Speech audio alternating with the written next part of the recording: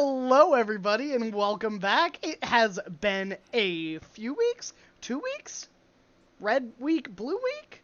I don't remember. Time is a construct created by humans in terms to measure our finite and tiny lives.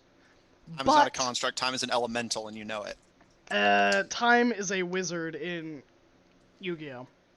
But, that being said, to the two people in chat that got that joke, we're back Baby with Dragon. Goldshine Investigation Agency, the D&D 5e homebrew campaign, DM'd by the lovely Anonymous, or Matt, as we lovingly call him. If this is your first time tuning into the channel, here at Graham Crackers, we are all about playing games with friends and making good memories, whether those are playing MMORPGs, TTRPGs, or just, suffering through League of Legends together. Because shared trauma is really what friendships are based on. But tonight we are once again resuming our almost a. It is already over a year. We started this in March of 2020. So we are close to 2 years now of this campaign. But we are once again picking up. I am Graham, or Graham Crackers, and today I am playing Harrison Nervos Blackmont, your tiefling paladin, who is Oath of Conquest. The blue boy. And I am joined by a lovely, fantastic cast that needs no introduction because they are famous everywhere and light up the room wherever they are. Tonight I am joined by... Hey everybody, joined by me, Kari. I will be playing Israel, the somber half-elf Fae Pact Warlock. So yeah, I'm very excited. It's been a while since I've been here, been a while since we've all been here. I'm ready to jump back into it. Glad I'm jumping into a party and not like, I don't know, a death cult or something. It was one or the other with this group, so. Hi, everybody. I am Derek Sword. I'm playing Griaz Bramblepelt. I'll go because Pharaoh isn't here with us tonight. We missed them very much. Graham, you mentioning that, I went back to check to see when I first started, which isn't here with us tonight. I hit my 1 year in September. You mentioning that, I went back to check. I don't know. The first time I messaged Matt was August 24th of last year. So, yeah. I probably hit my 1 year. I've been around for a little bit, but I am the redheaded stepchild or bugbear of this particular group. But hey, that bugbear happens to be a rogue and a druid, and he's very excited for this swamp gnome hootenanny. So let's get down to business. I'll pass it off to the effervescent, the lovely, the one and only, the insert adjective here, Jeremy. Thank you, Derek. Hello, everyone. My name is Jeremy, and I have the privilege to play the Protector Asmar Oath of Devotion Paladin, Ivron Blackmont, brother to Gaheris. And wow, we've been here for quite a while now. Congratulations, everybody. Without further ado, I will now pass it off to our wonderful GM, Matt. That's me. Hi, I am Matt, your DM. I will be playing everyone else. Without further ado, I think we've had more than enough delay. Are we ready to continue with the Goldshine investigations? All right. When we last left off, the party, after concluding their business in the village of Ground, began to make their way towards the town of Jor, to the south, where they have seemingly committed for the time being to head to the Black Swamp on foot. As Dr. Tails, the magical diviner of the Goldshine Supernatural Investigation Agency, heavily implied that they might get more answers to their questions on that route than if they were to just take the direct, faster approach. But with a promise that Griaz's home would be spared and had a key part to play going forward. With that noted, the party made their way out, accompanied by a small collection of people from Ground who, given that you guys know Ground tends to be more of a pit stop between locations for adventurers and mercenaries and travelers of all kinds, You are accompanied by quite a few mercenaries from ground who appear intent on heading to Jor to take up mercenary work, as Jor is on the front lines of the war between the Bluefield Alliance and the various disparate kingdoms of the common folk. But after interacting with a former Emilian soldier turned mercenary, the party shut down a rampant bigot and hired the mercenaries that followed him to perhaps work for them instead, or at the very least pay off what their contracts would have earned them in spades. But heading out to comfort Griaz, who was a bit thrown off by the mean-spirited words of the soldier, the party found themselves accosted by illusory gnomes who appear to live out here in the fleeting forest. However, on making it clear that they weren't a threat, no thanks to Taka, the party has been invited to a gnomish hootenanny out in the forest with deep southern accents and a tendency for gumbo and banjos. You know these to be swamp gnomes, a unique variety that you have not encountered yet. And so, without further ado, as you guys make your way through the fleeting forest, accompanying this colony of tiny humanoids, is there anything you guys would like to do before arriving at wherever it is they're taking you? Oh, we're just having a great time. Israel is on her guard as they are being led into an unfamiliar forest by strange illusory gnomes. Yeah. They may or may not be gnomes. She has no way of knowing. Geharis is staying near Israel with probably a hand on the blade of their sword at all times. And their valuables. Yeah, exactly. Both of them are in the back looking like, this is suspicious. Yeah, we've dealt with gnomes before. We know their type. Their type? We've got them dialed like in. just going with the stream of gnomes. There's like gnomes hanging off of him. He's exactly. Israel's prepared to enjoy herself, but she's also prepared for terrible things to happen. Yeah. All right. This is high class swamp hospitality. Yeah. It ain't better than that. Yeah, we played you a banjo song to pay us all your valuables. I'm just waiting for Griaz to turn on us and join with the gnomes. Oh no. That is swamp commerce. All right, and yeah, Griaz just shrugs at us. It's like, that's just how swamp commerce be, y'all. Swamp folk stick with swamp folk. It ain't personal. Ain't personal. All right, and Ivron, anything notable from you before we continue? I guess I would say that Ivron will more so keep an eye on Utaka just to make sure they don't cast any more giant insects. But if there are gnomes about, he's gonna shake hands and say hi and be friendly. He has no issues with gnomes. Let me just ask his girlfriend. Ho ho ho. All right. And Utaka, for his part, seems equally as unsettled as Geharis, like kind of constantly darting around and like hands on their pockets as if expecting a gnome to like jump up and pick their pockets and climb back down.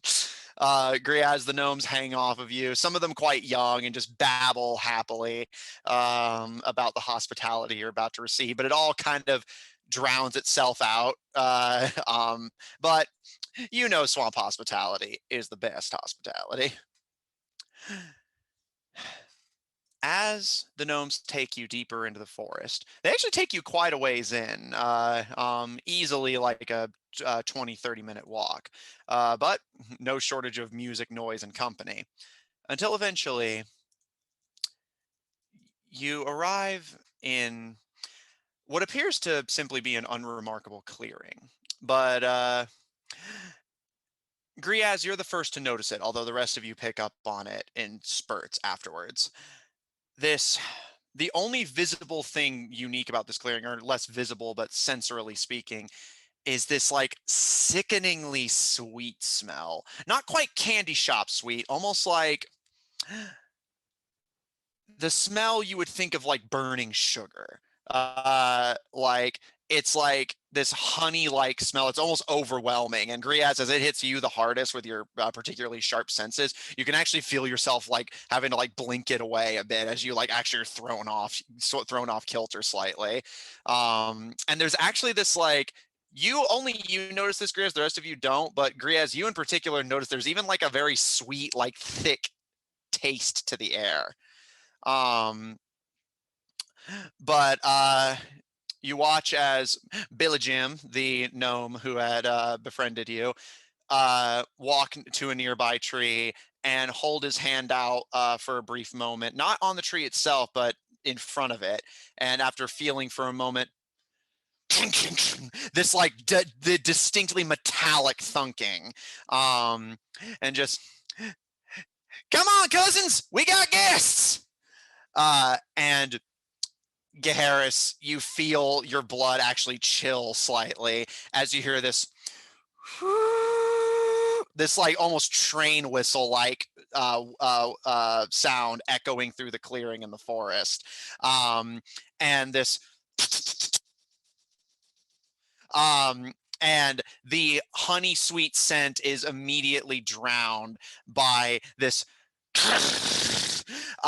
this belch of smoke into the air, as one by one you begin to see structures and gnomes appear.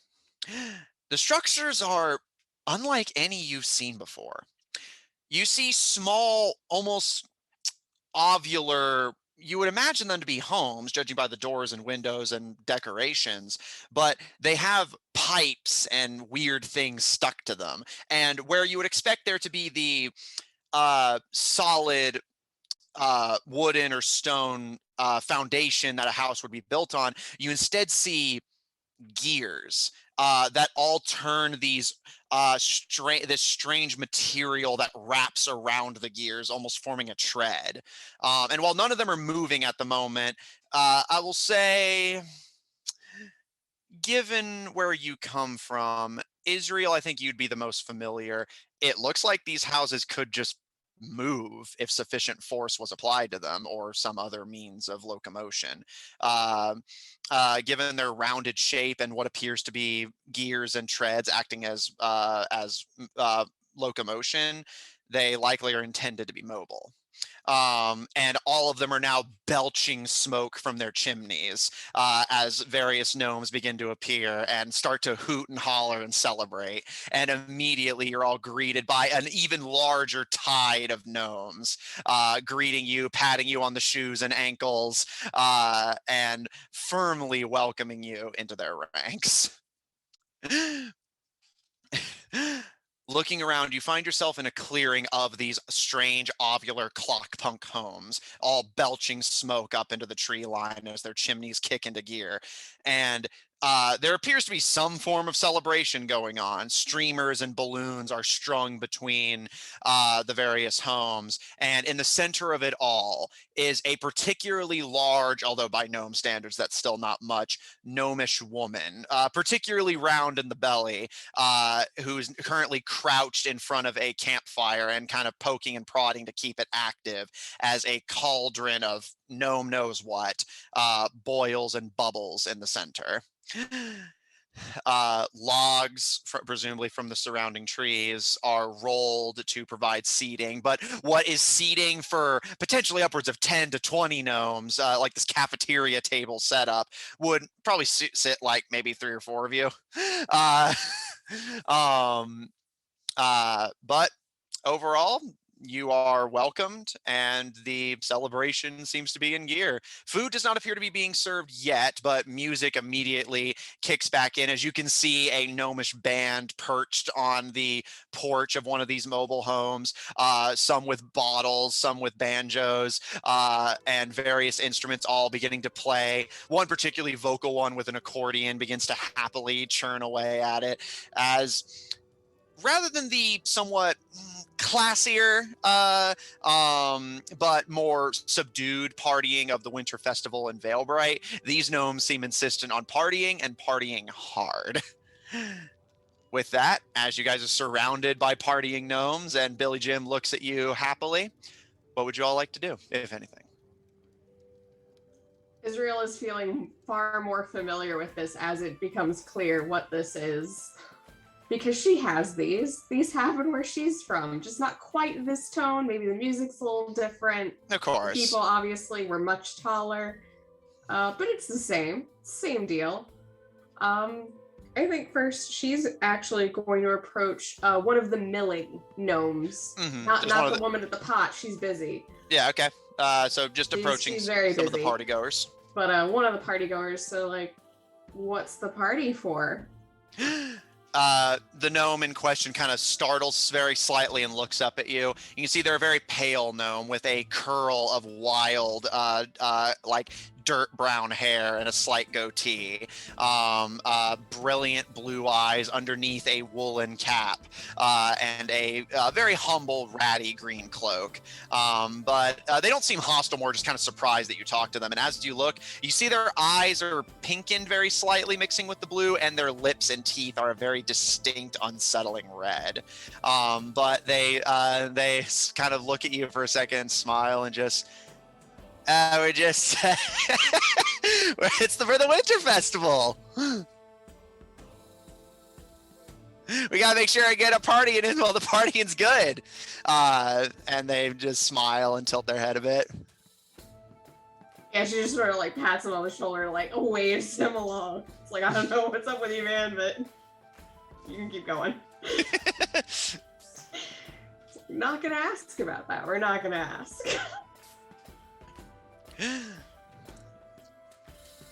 All right, Griaz, what are you doing? He's gonna at least survey the rest of his party, but there's hootenanny colored glasses on right now where he's just like, oh, they're having a great time. And first thing he's gonna do is he's gonna make his way past the boiling pot of gnome knows what, and kind of like doing a flyby, he's just gonna like swipe a pinky in and give it a taste, and he'll just turn like, oh mama, that's good. Yeah, Salt. and I actually have what that's noted. As you approach the cauldron, it is pungent, definitely the origin of that sweet scent you were getting. And it appears to be this deep red color. There's a little bit of white in there to give it almost a slightly pinkish tone, but it's mostly this dark red.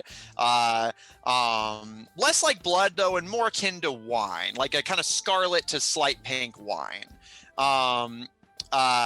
And as you take a small taste of it off of your pinky, it is sickening how sweet this stew is. Again, you have that slight, like almost reeling and blinking a bit. It's almost like you basically just imagine honey if you somehow made it even sweeter. I feel like it's like liquid lollipop in this cauldron. Sort of, yeah, it kind of liquid has that lollipop. vibe. Like 3 times the amount of Kool-Aid powder to actual water. Essentially, yeah, it kind of has that vibe to it. You can see it. I appears... take back the needs salt comment. Yeah. Sorry, I didn't get a chance to No, describe that's how it okay. tasted before you. Well, still, he's gonna try to hide the face, but yeah, it's real good. Yeah. What is that? The matron looks up to you. You can see she's equally somewhat pale, although she has a slight, almost sickly yellow to her skin. Her hair hangs down in kind of sandy, dirt brown strings, and she has a hood pulled over her head. But as she looks up at you, she does give a warm smile. You can see one eye kind of slightly looks off to the side, and she appears to be missing a few teeth, but otherwise, as far as you can tell, she seems well-meaning enough. And she smiles at you, and well, this here's a jolly necropolis.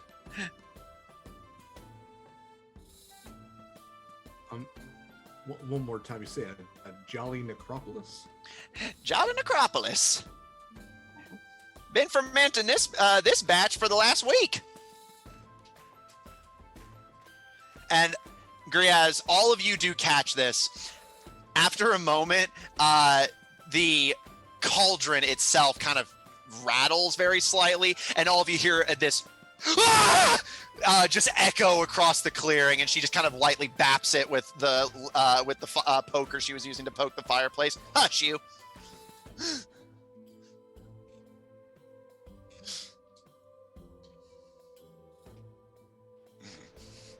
And we all hear this? Yes. So Harris has had their back to the whatever wall looks the safest.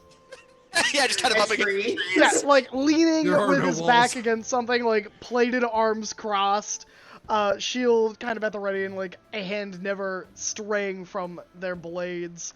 And I would love to detect good and evil, or divine sense. Sorry. Divine sense. Okay. So any celestial fiend or undead within 60 feet of me, I will know the location of. Precisely. The look on Israel's face is, what? And I cannot stress this enough. The fuck? Yeah, I mean, for Gaharis, this is what he expected from gnomes. Was like something not reasonable. Like, Something just too zany. completely unnecessary. Yeah, he was like, one of these is an archlich. Like, one of these is just no good. Gaharis, you do not detect celestials, fiends, or undead anywhere among the gnomes. However, the cauldron registers as an undead. Or, Ooh. as you look closer, not the cauldron, What's the in stew. the cauldron? Yeah. Okay. Do all of these gnomes look like they're sickly? To a degree? Make a perception check. Sure. How Meanwhile, does Israel is looking between Red Cauldron and the red-lipped guy she talked to, and she's like putting one and one together. how does a 21 do ya? All right.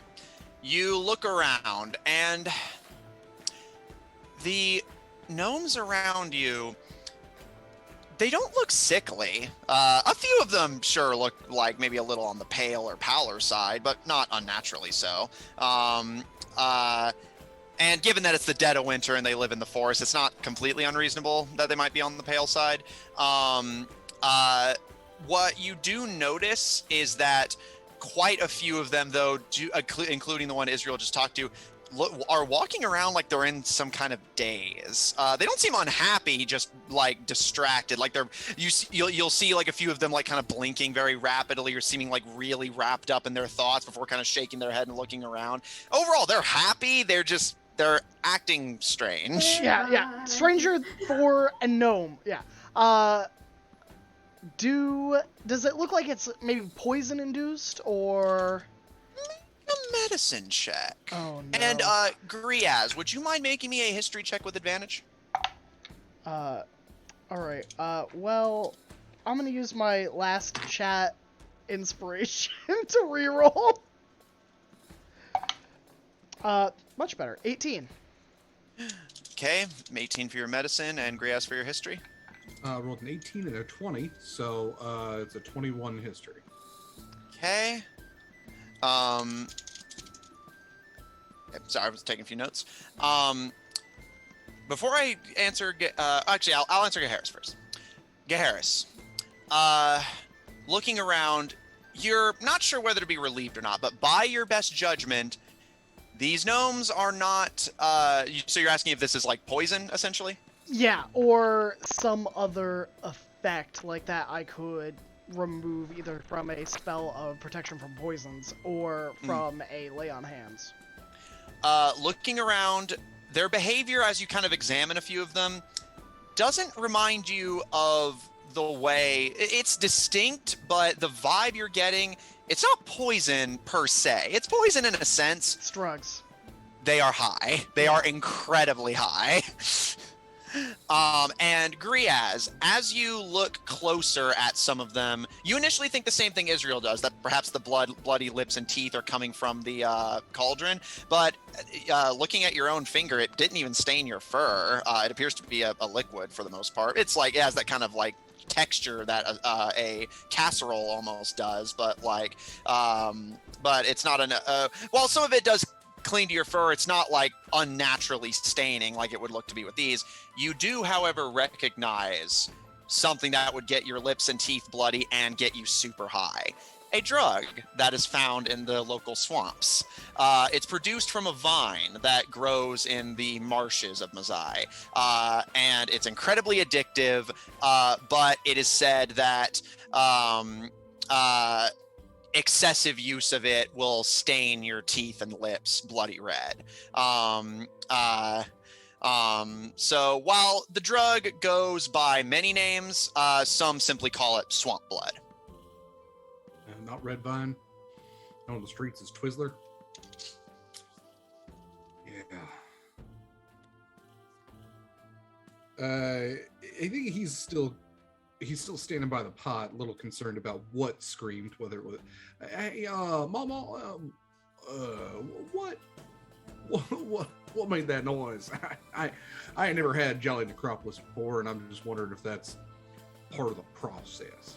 Oh, I'd be more than happy to treat you to some of it, big boy, but it's nothing to worry about. Jolly Necropolis is prone to scream every so often. I cast the spell a touch too early, and it won't affect the taste none. It just makes it a little bit of a whiner. Now, I mean, where I'm from, my folk, we ain't never made Jolly Necropolis before. I ain't never heard of it before. You strike me as something of a swampkin. You never had a Jolly Necropolis. Oh no, I ain't a bugbear thing, as far as I know. Is this an alcoholic beverage? Is this something we're gonna have fun on, or is this just a sweet sort of thing, or what's the deal? She kind of gives a smile and pats you on the side, and just, it'll perk you up if you're having a bit of a stressful day. You look like you've had something of a stressful day, big furry fella. But I wouldn't recommend taking too many more than a few bowls. You know what they say about a Jolly Necropolis? You get hung over 3 different times. I did not know they said that. Again, first time I heard about it. But let me tell you, I had this here thing called a bramble pelt. That's a hangover you don't want twice in a day. We can trade recipes at some point, but I'd be more than happy to, big fella. Oh, and she holds out a slightly pudgy gnomish hand. Cousin Enid, you can just call me Cuz. Nice to meet you, Cuz. My name's Greyaz, and them there's my friends. We're very grateful for y'all's hospitality. Oh, I'm more than happy to help. Anyone who's a friend of the gnomes is welcome here among the kin. All right, then. Hey, I got this here banjo that I got from a realm of nightmares. There's a story there. I'm gonna go ahead and sit up there with your hootenanny band and strum some chords, and yeah, but them's my friends. They's quiet, but yeah, drinking food, and they'll be nice, I promise. All right, well, welcome to the family. Enjoy the hospitality. Dinner should be served in about she kind of looks up at like the night sky and kind of is just totally silent for a hot second before. Give me about an hour and this should be done brewing. Yes, ma'am. Ivron, what are you doing? I Sorry, I didn't mean to kind of catch you. felt like Ivron was. Oh no. I felt Ivron was just mingling in the background, and like the others, probably just checking to see if anyone's sick or if there's anything he can do. Okay. But he's just enjoying the festivities. Make me an And investigation ignored the check. screen. I would say. Okay. Go what? 15. All right. You mingle with the party guests, the hootenanny goers, and yeah, you can get the same vibe that Gaharis got. Overall, sure, a few of them are sickly, but it's a big community. That's to be expected to a certain degree. It's nothing debilitating. Overall, the only thing that does concern you is there definitely does seem to be something of a narcotic problem. You see a few what look to be teenagers sitting on a porch, and they'll be passing what looks to be a teapot between each other and sipping whatever happens to be in it, and they're quiet for a second. Their face kind of scrunches, but then and then they just smile and pass it to the next one. You can see several gnomes with what look to be blood-stained lips and teeth. and a few of them even licking what appears to be a golden, almost sap-like substance off of their fingers. There seems to be multiple drugs just being in broad moonlight traded among these gnomes. But overall, it doesn't seem to be anything outright debilitating. Nothing that actively concerns you beyond the fact that it's drug use. Yep. I think if Ron's not going to judge too much, he's going to be like, this is their thing. This is how they stem. Yeah, like but Israel's I guess watching and he'll she's like, I have consciously no be idea ready. what half of these are, and I'm probably definitely not going to accept anything these people give me to eat until I've checked it. But that's all right. She's going to wander over to the music area and just listen to that for a while. All right, so Maybe watch the Griaz- dancing, watch how they dance. You know, how's it different from where she's from? Okay. And so, Griaz, you and Israel head over to where music and dancing is happening.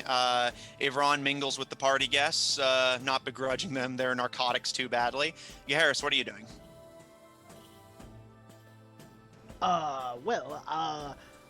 Seeing that the rest of my party are having a good time, I am going to reach into my bag and pull out a slinky, several flashlights, a small figurine of a bear character, some animatronic stickers, some fake rings that appear to be edible and sweet, and a glow stick. And I am going to be like, I have these exotic items from a different plane of existence. Who would like to try it? Everyone They're one of a around you kind. immediately goes ape and immediately start just like celebrating and attempting to either negotiate you to part with them, not being too pushy, but just like making offers of some of the various things that are being distributed in exchange, or just if you're willing to let a few borrow them to just play. Overall, again, they don't seem hostile, friendly enough bunch. What are the offers? One gnome, again, somewhat young-looking ones, or rather, you think him to be young, but as you look closer, you can see like some silvery hair, and it appears they're more in that stage of being old, where they're starting to kind of shrink back down on themselves. But they kind of approach you and hold out a hand to shake yours, and as you do that, they just point to the sheet of stickers you have and just, hey, bud. Like your stickers. And you can see they don't have the red teeth, but you can see some like golden flecks among their teeth, and their fingers appear somewhat sticky with a little bit of residue of what looks like honey on it. They could be yours, if you have anything to trade. I got some honey powder, if you use that sort of thing. I am afraid I have never used honey powder, or knows what it is, or is that the matter? Here, they grab a small little like. Actually, that's a good timing, Kari, because it's a little honey pot about the size of that pumpkin, and they take a little lid off, and you can see this like glittery golden substance inside. It appears to be about half empty, but they hold it up to you, and just put a little bit on your finger and have a taste. I would... Do I see Griaz, like, crossing at this moment? Because I think I would, like, give Griaz the panic look of, like, I don't know what this stuff is. Like, Griaz, yeah, someone cooler than me is offering me things I've never heard of. I'll say, yeah, Griaz, you're perceptive and you're passing by, and Garrus is one of the only tall people here. He stands out. Make a... I'll count this as part of your previous history check. You do know what honey powder is. Although honey powder is not the name you know it by. You know it by the term honey dust. You know honey dust to be a glittery powder, predictably made of a special tree sap found in swamps. And you know that inhaling or tasting it gives you a minor euphoria and dizziness. While it can be overwhelming in large quantities, the worst you've ever heard happen to somebody, even if they crazy overdose, is just that they have a stomach ache. he'll just, if he sees the look of fear, he'll come over and go, "Oh, y'all got honey dust? Hell yeah, man! This shit'll get you good and good." Yeah, all right. here you go, fur man. Yeah, Is oh, it, Garrett, it's fine. I mean, if you want to, I'm not pressuring you. That's Oh not yeah, what no this is no about. pressure. I just don't have a whole lot of cash on me for your stickers. That's fine. I'll make the trade. I'll give them the stickers. I won't use the stuff, but I'm gonna take the container with it and just put it in the bag. He immediately starts pulling off stickers and like sticking them to himself and to his clothes, and just walks off happy as can be. Awesome. And then I'd be like, Small I have commerce, edible man. rings. I have other things.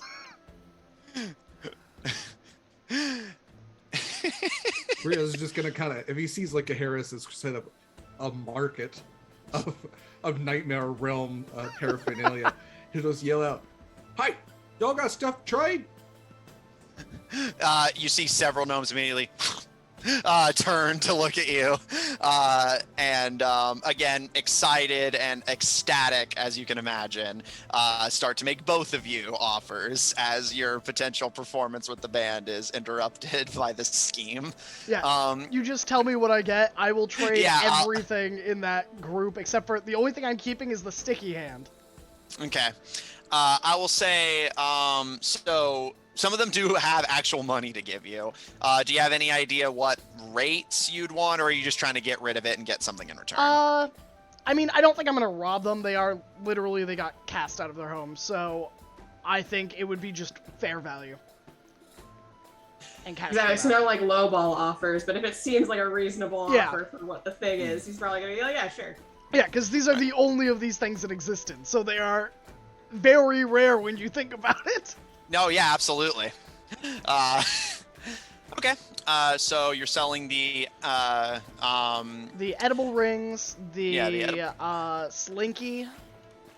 I gave action Melvin figure. the toy helicopter, Yeah. the small figurine of the bear character, and the glow stick and several flashlights. And batteries, which I have no idea how they work or that batteries power these. Okay. One-of-a-kind items with what these gnomes can actually afford. Some of them do continue to offer you their narcotics as payment, but if you don't accept that, most of them actually do have at least some money to part with, if you prefer that. Yeah. Again, they don't have a whole lot, but I'll say if you consider this a fair trade, for if you sell all of that to the party goers at the Hootenanny, you would make a profit of about, let's see, action figure, slinky, about in the ballpark of 6 gold. 6 gold? Yeah, I'll take it. Okay. You sell off the various things to those who can afford it. But to their credit, you admittedly are slightly heartwarmed to see those who could afford it appear to be sharing them with those who could not and only had narcotics to offer. You watch as several of them, most of them inebriated, are watching the slinky go down the stairs, cheer, and then immediately reset it and do it again. You can see like several young gnomes playing with the little bear action figure and chasing each other around with it.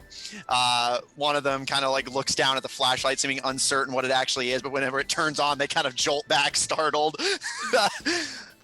Overall, it's nice. Yeah. And Griaz, what are you attempting to negotiate?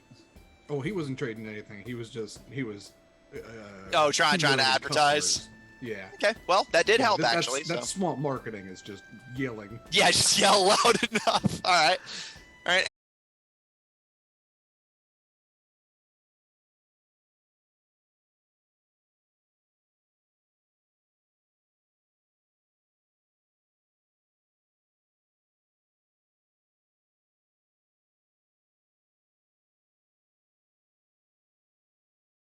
You actually performing well, and how much of it is just being drowned out by your fellow bandmates, quote unquote, and the shouting and cheering. But overall, they seem to like it, if nothing else.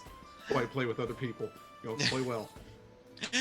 And Israel, if you're interested in studying gnomish dances, Yes, she would recruit whoever seems probably nicest, probably just the ones closest by who seem, generally not like comatose from whatever drugs they're on, but also seem to be dancing and having fun, she'd say, "You want to teach me?"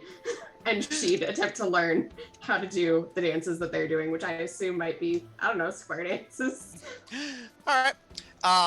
So you make this invitation to just a gnome nearby to you. You see a very like muscular, like box-chested gnome, wearing a relatively humble, what you honestly a part of you thinks might just be like a canvas sack repurposed into a shirt, and a simple straw hat over their head. But they kind of look up at you, and you can see they appear to be blind in one eye. But the eye that you can see is yellowed slightly, but otherwise they seem focused and aware. And they kind of seem a little bit surprised, but they kind of look you up and down and give a warm, friendly smile. Oh, we lost our ferrocam. After a bit of consideration, and you can see beneath the straw hat, they have like kind of spiky, almost like Guy Fieri-esque black hair. After a bit of consideration, they give a bow and hold out a hand and lead you in the dance. For fun, maybe a performance check, just to see how you do before I say how the dances go. Oh. Ooh, my performance is decent. That's fun. Oh shit, yeah! I got a nat 20 plus 5 is 25.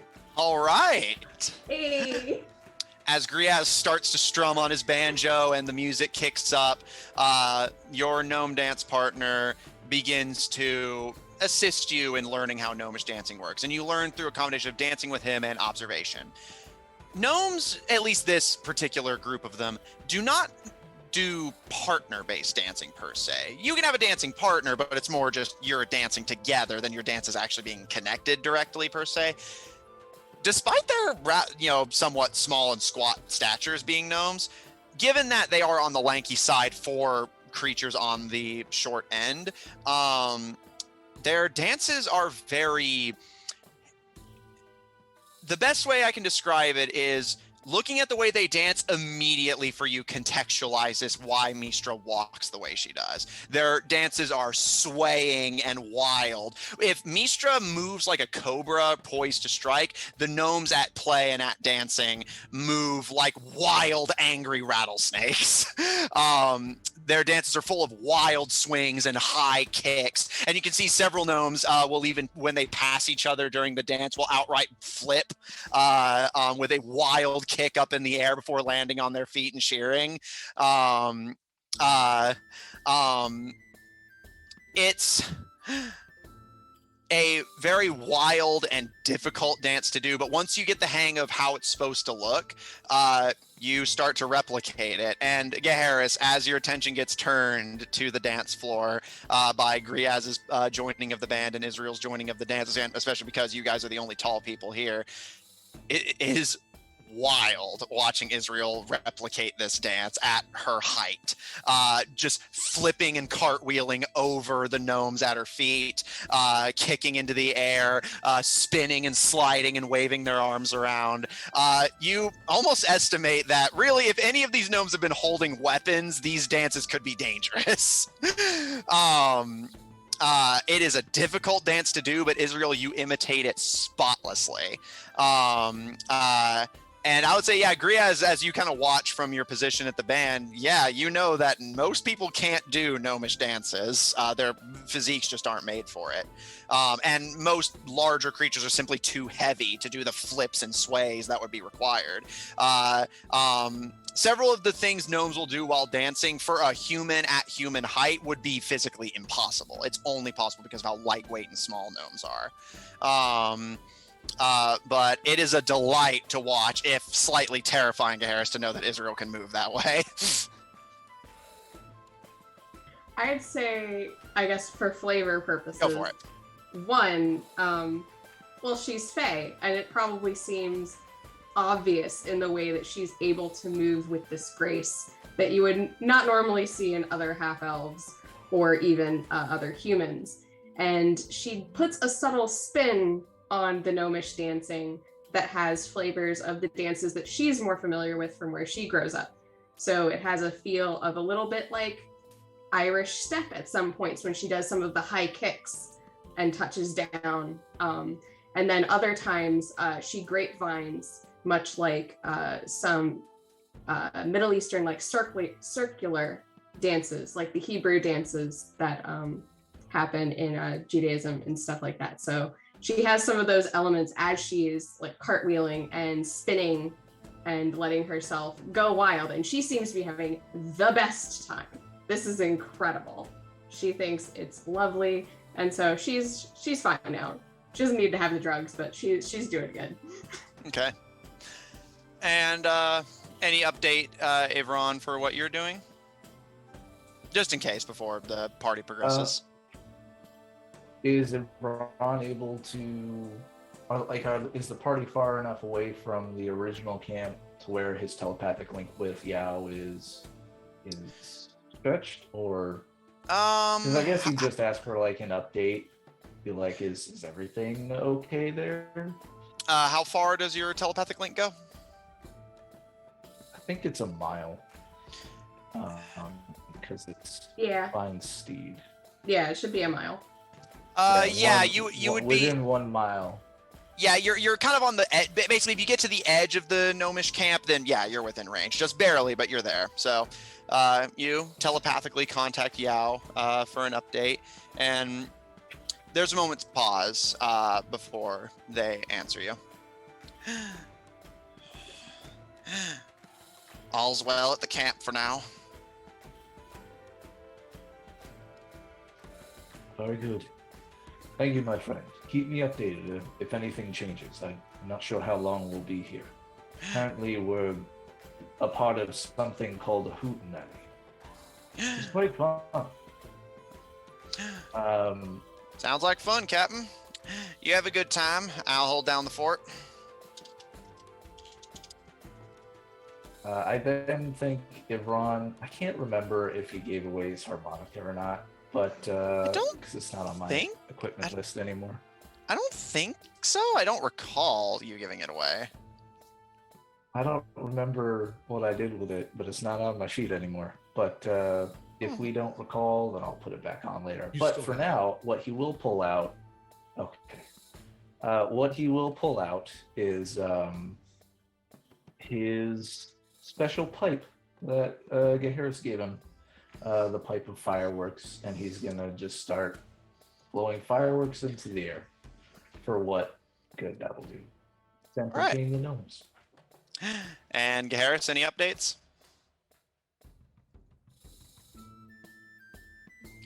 Okay. Gaheris, you watch, still slightly on the outskirts of the party, not quite willing to trust the gnomes deeply enough to actively partake in the play and dancing, as you finish selling off your artifacts from Nightmare, and a part of you is actually somewhat happy. Yeah, Griaz definitely. plays his banjo. Israel dances and seems to be having a fantastic time. Even Ivron blows fireworks into the air. And the gnomes all cheer and toast their drinks.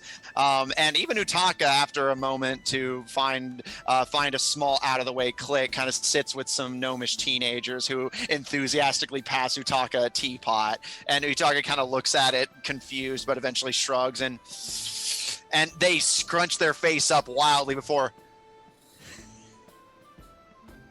just smiling and looking around, seeming delighted. I am 110% confident that's exactly what Utaka would have done. Absolutely. Find the cool kids and hang out with the cool kids. Yep. Thank you. And do drugs. I was thinking this whole time, what's Utaka doing? What's Utaka doing? And then, like, that's what I settled on. Absolutely. The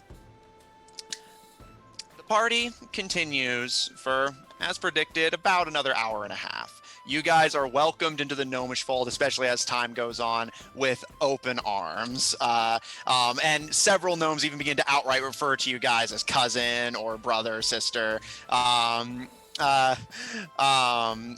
one gnome, as you finish a performance, even like offhandedly calls you Pappy. They appear to be a rather young gnome. Overall, it's honestly great fun. And the first just true moment of relaxation you guys have had in a while. And eventually, as the party begins to die down slightly, less that the gnomes have run out of energy and more the grand majority of them, whatever they've taken is starting to kick in. So the gnomes are beginning to kind of calm down and the dancing is getting more like swaying and slow. And as Israel, you start to notice and conclude the most recent dance with your partner, the matron, Cousin Enid, bangs her fireplace poker on the chamber pot, which gives out another and she waves her poker in the air.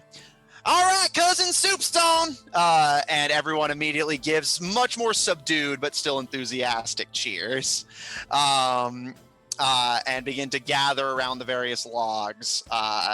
As there don't appear to be tables, but from the various clockwork mobile homes, gnomes begin to pour out, adding to their throng of numbers even further, carting a surprisingly good variety of food. And as they pass platters around, everyone just it seems more to be an open season of first come, first serve, whatever you happen to want. But they do make an effort to bring you guys essentially platters of various gnome cuisines that you can partake in if you wish. You can see various casseroles, what appear to be simple branches, but it's being served with food, so you imagine it's edible in some way. Sandwiches, what appears to be a green crystalline material in a bowl,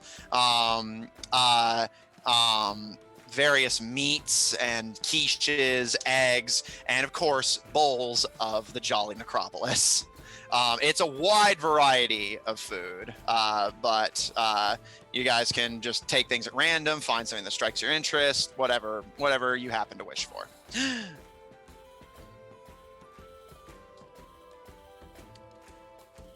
I think Harris will find a grab seat. a little bit of everything and then just grab a seat. If these benches are made for gnomes, he might just sit on the ground next to them. Okay. Yeah, okay, because it's more, you could sit on them, but a lot less of you could sit on them than the sheer amount of gnomes that could. But several gnomes appear to be doing the same thing as you anyway, like sitting on the ground, even if seats are available. Mostly those who are sitting with a clique, including Utaka, who's still crouched with the teenage gnome boys with their teapot. And Utaka appears to be greedily chugging from whatever's inside.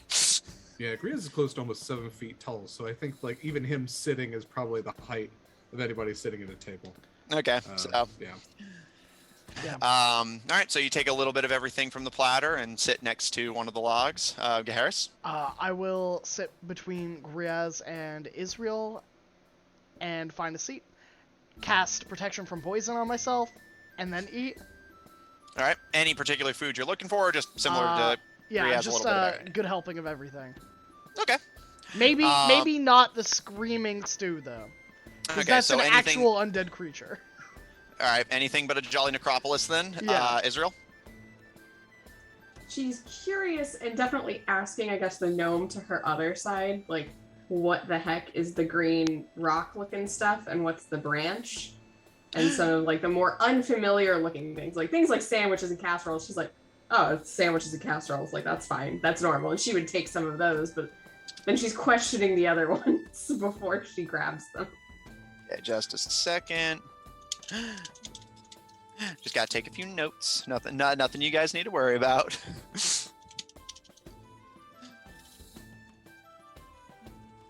All right, so you're asking about the crystalline greens material, and the branch, and what are you partaking in already? She's gonna probably have some of the sandwiches and maybe some of the casserole, whichever of those two categories looked the most appetizing of them.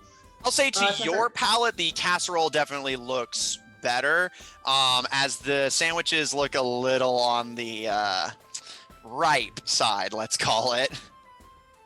Yeah, she'll probably take one of each. Like, those are probably fine. Like, again, a sandwich is good, a casserole's good. Together, okay. Great. All right, so casserole and sandwiches, and I'll say sitting next to you is the gnome you had been dancing with, who does seem to be quite comfortable with you. He doesn't seem like much of a talker, but he does seem friendly enough.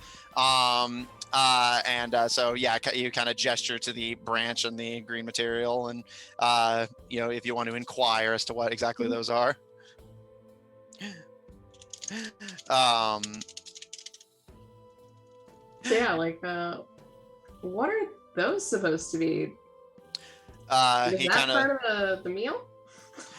he looks to it and kind of takes some from the platter, and holding out the green material first. Um, uh, well, these aren't meant to be edibles by themselves. They're more sauces, spices, whatever you tall folk call them. This is if you want to make something sweeter, and he kind of wiggles the branch. And this if you want to make something spicy. And as he kind of cranks on the branch slightly, and this black powder shoots out of one end of it, almost like a party cannon. Aha. And she immediately grabs the branch and uses that on a few things. All right, so for what's listed in my notes, if you guys are curious for the names of some of these recipes, I'll say you're partaking in the gnome casserole and using the automatic pneumatic spice to make it, well, spicy. And you also have a toadstool sandwich. And Avron, partaking in anything in particular? I would say just like Riaz and Harris, he's having a small portion of as much as he can fit on a plate. Okay. And, yeah. All right, noted. All right. So Israel first, and for the rest of you, don't tell me your results right away. I'll get to you. I'll kind of circle around to each of you. But Ivron, Gaharis, and Griaz, both of you roll me a d20, and we'll just see what you end up eating first, anyway. But Israel, since you have a specific food, you go for the casserole first, and you're going to use the pneumatic powder to spice it. The casserole is, to your palate, a little unpleasant. It's dry, and it has that kind of like sour, almost curdled taste to it. It is not a pleasant thing to your tongue. It's not terrible, it's just not pleasant. The best way I can describe it is, imagine if you used milk in a recipe but didn't realize the milk was slightly expired until you realized it tasted funny. That's kind of how the casserole is, and also really dry. You're not sure if the cook messed it up or if just gnome cooking isn't your thing, but it's not Yeah, great. if she had tasted that and it tasted off, she would immediately stop and be like, "Oh, guess we're not eating that anymore." She's not. She's had to throw up after eating that food before. It's not fun. All right, and the toadstool sandwich, it's better. The bread's a little stale, but it has actually a rather pleasant taste to it once you get past the initial kind of off-putting crunch. There is a interesting texture to it, almost this like garlicky.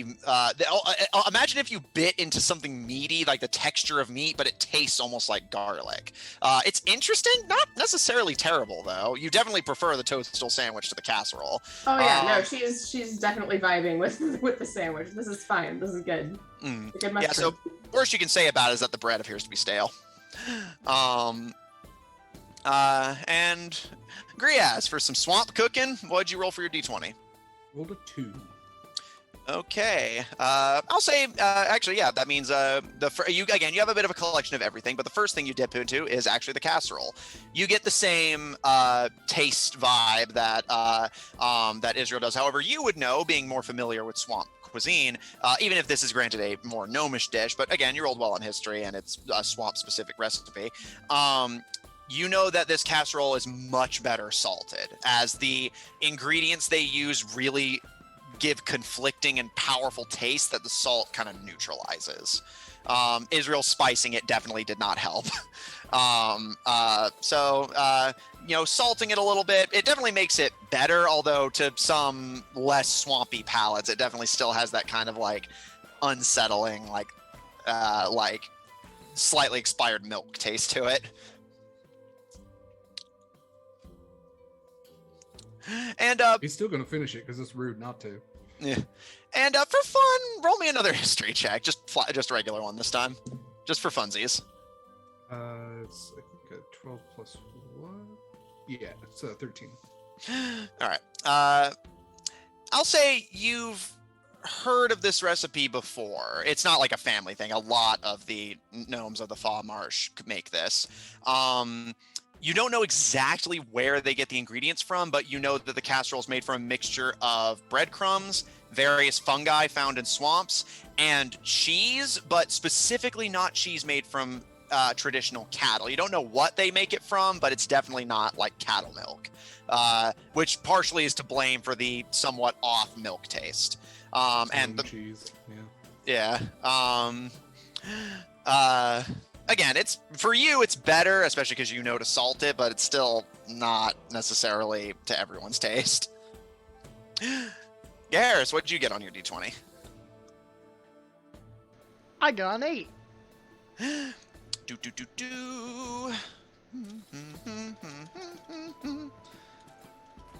All right, you got a gnome quiche.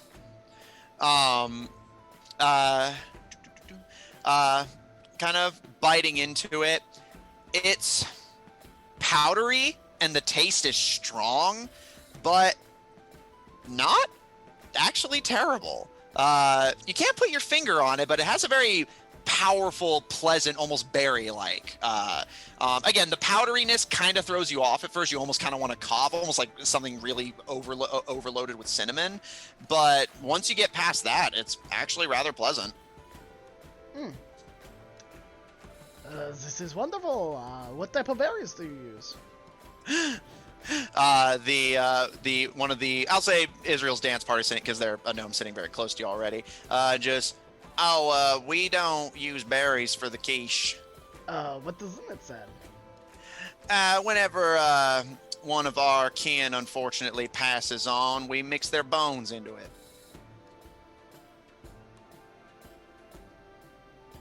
I see.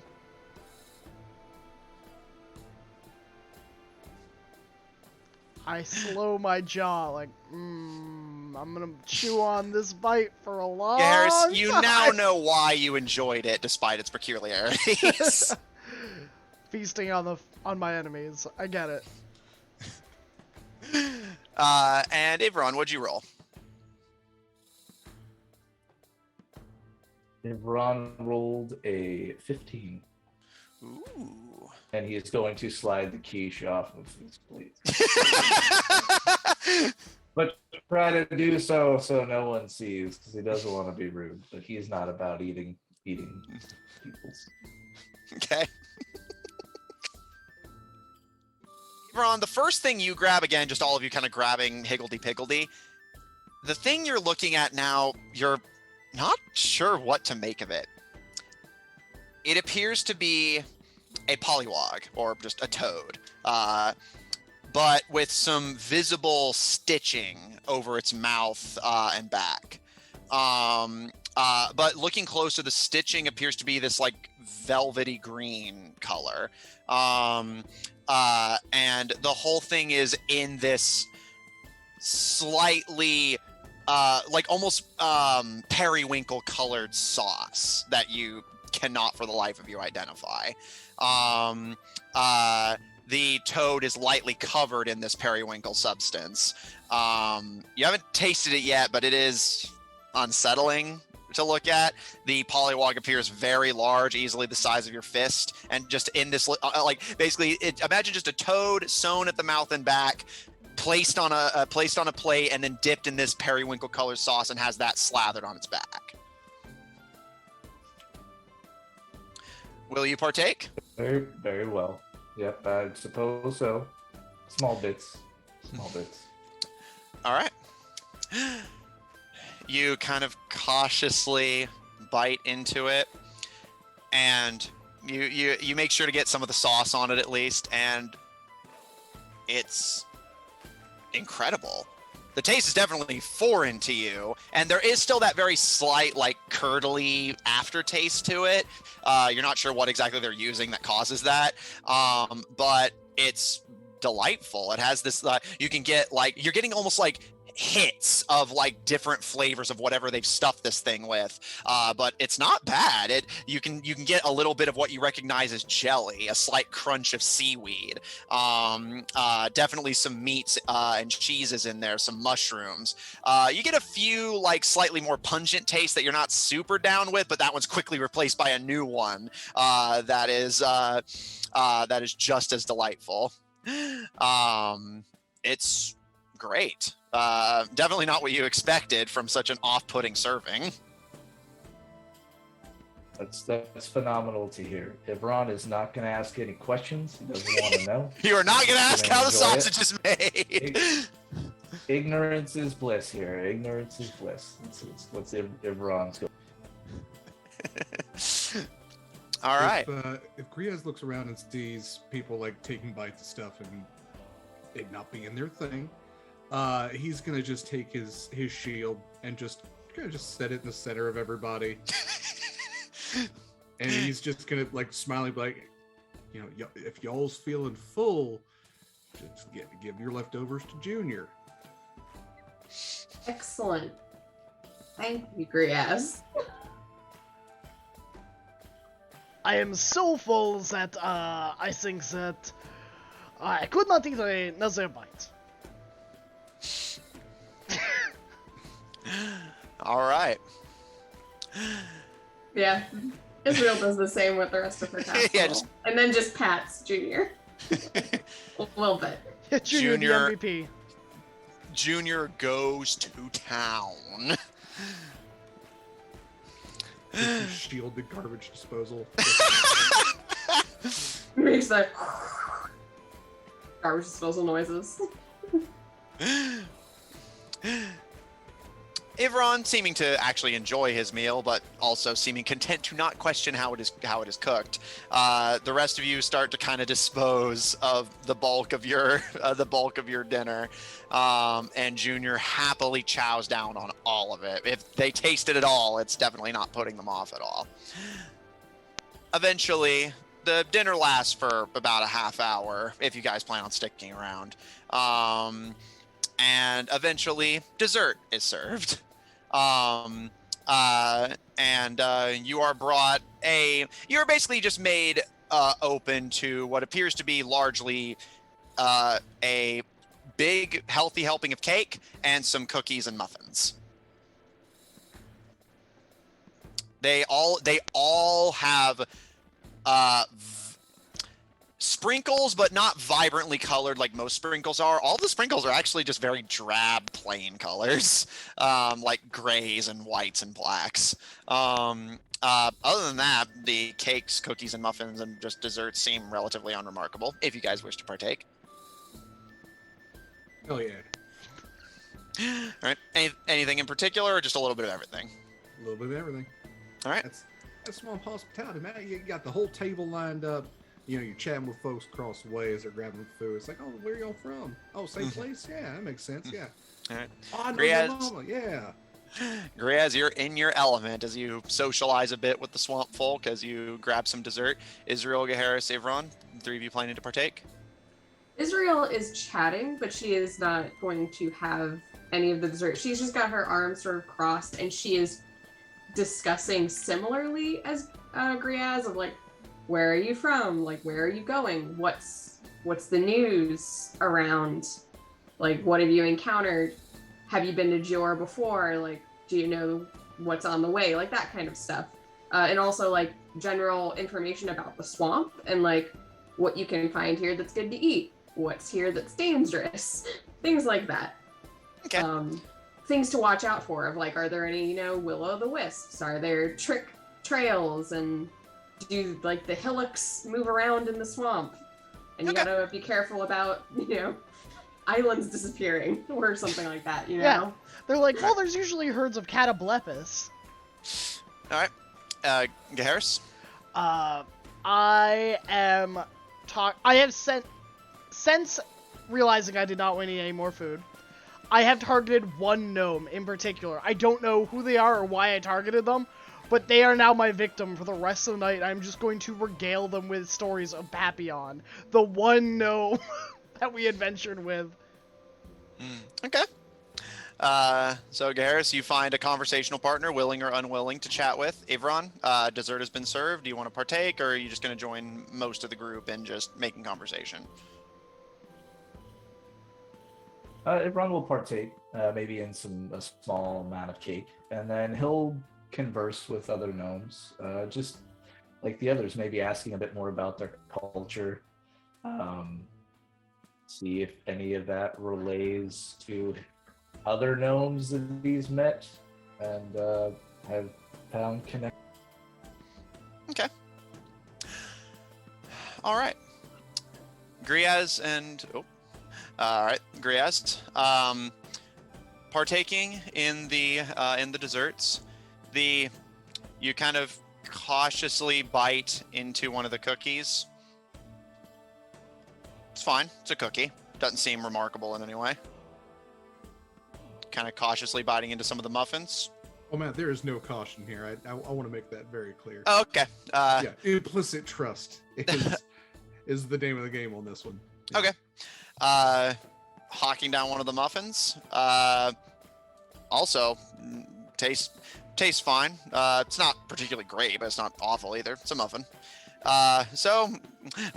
Seeing as the desserts seem relatively normal, you go for the cake along with Ivron and bite down, and you basically get the delightful sensation of cake, like, just the sweet, the frosting, the sprinkles, and then something begins to flood into your mouth unexpectedly as the cake appears to be completely stuffed with melted cheese. And the two tastes do not gel. I mean, they form a sort of gel, so. Ivron, you get that same experience when you partake in the cake. It's the outside is pleasant. You imagine the cheese itself wouldn't be unpleasant if they weren't trying to mix it with sweets and frosting. I don't think they realized they weren't supposed to use cheddar in a cheesecake, but that's. You got it. Learn somehow.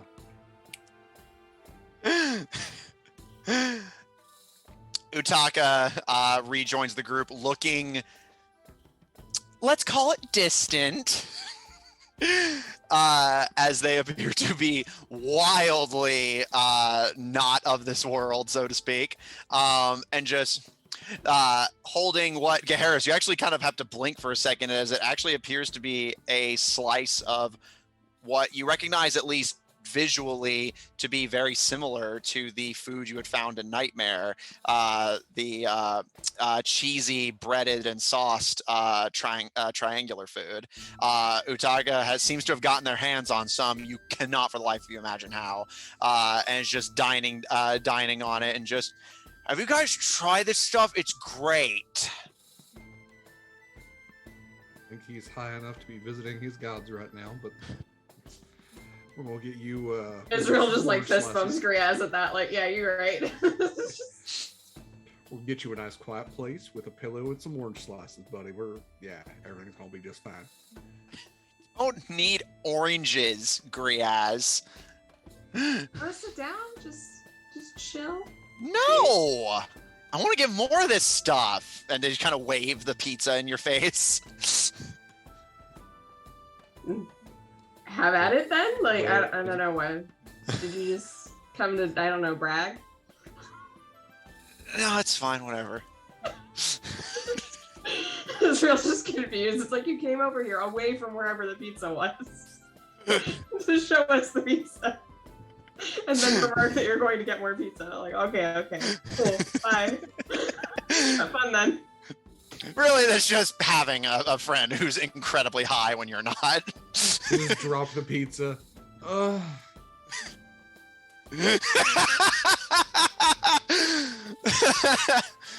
right.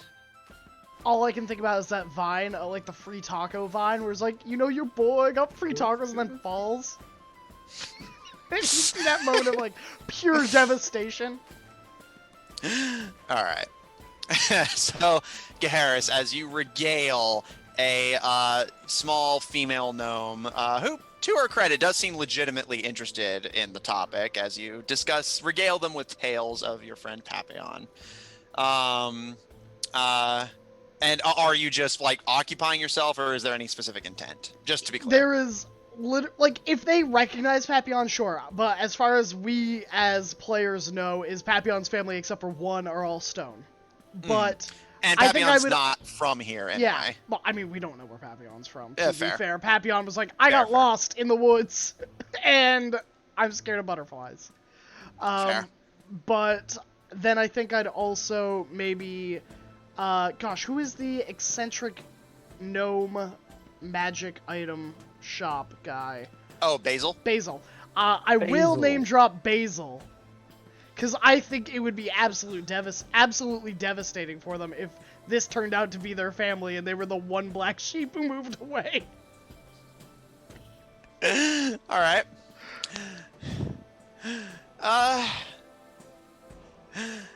As you as basically all of you now turn to the social engagement of the party as dessert is served, and everyone seems well into their inebriation and content to just be drunk, be high, and fall asleep eventually. It's well past midnight at this point, as you guys just start to socialize. Gaharis, they do not appear to recognize Papillon when you name drop, although the gnomish woman you're speaking with does appear to be legitimately interested. However, once you name drop Basil, they actually kind of pause and think for a second, and just, wait. Basil. You said he sells stuffs, right? That is correct, and they are about this high. They use illusion magic to make them appear like there are 4 or 5 of them at all times. Oh, Cousin Basil! How's he been? Very good. They actually are one of the select businessmen that we deal with on the road. Yeah, he decided that he was too good for the swamps and moved out to do his fancy schmancy item shop. So you must have all sorts of embarrassing secrets. Oh, he and I weren't particularly close. But, and she gets a wide grin on her face and leans in. And she'll regale you with embarrassing stories of Basil in his youth. Wonderful. And we'll come back to you. Iveron. So you're just questioning them about like where they come from and their culture for the most part? Yeah, I mean, I think we were told that they come from the northern swamp, but like, Yeah. what's their culture? What sort of, habits do they have? So on and so forth. Okay. And assuming you don't want to like fully role play it out,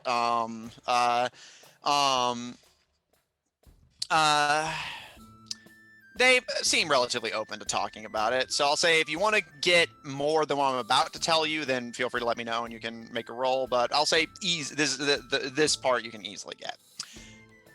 They come from the Fa Marsh to the north, specifically from the town of Ayubis.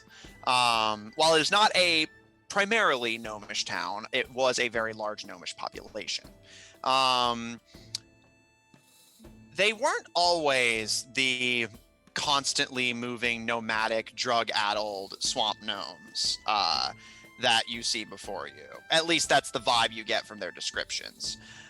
While they did still embrace their homeland and their surroundings, there was a lot more active, static civilization, and they did not have the constant use of narcotics that they do now. While they tend to go a little quiet unless you press whenever that particular topic comes up, from what you are able to gather before they clam up or become difficult to understand with their own inebriation, you get the impression that once the Fa Marsh went salty, as you guys saw approaching Veilbright, they simply had no resources to survive and had to pack everything up and leave. And that was actually why this sort of nomadic camp was developed, as it would allow them to travel wherever resources happened to be to make up for the complete loss of their homeland. As they weren't such a big population, would find it difficult to live anywhere, especially as they were used to living off the land, and the land is simply gone. Some of them seemed like they had hoped to head eastward to Little Pine, but it's such a long journey to make, and they seemed both not willing to take the risk, and it seems that after the disruption of their home was when the narcotics entered circulation, and at this point they're just comfortable where they are, too inebriated to do the work to seek something more ambitious. They're not unhappy as they are, and from the sounds of it, they've been doing this relatively peacefully and happily for quite some time now. But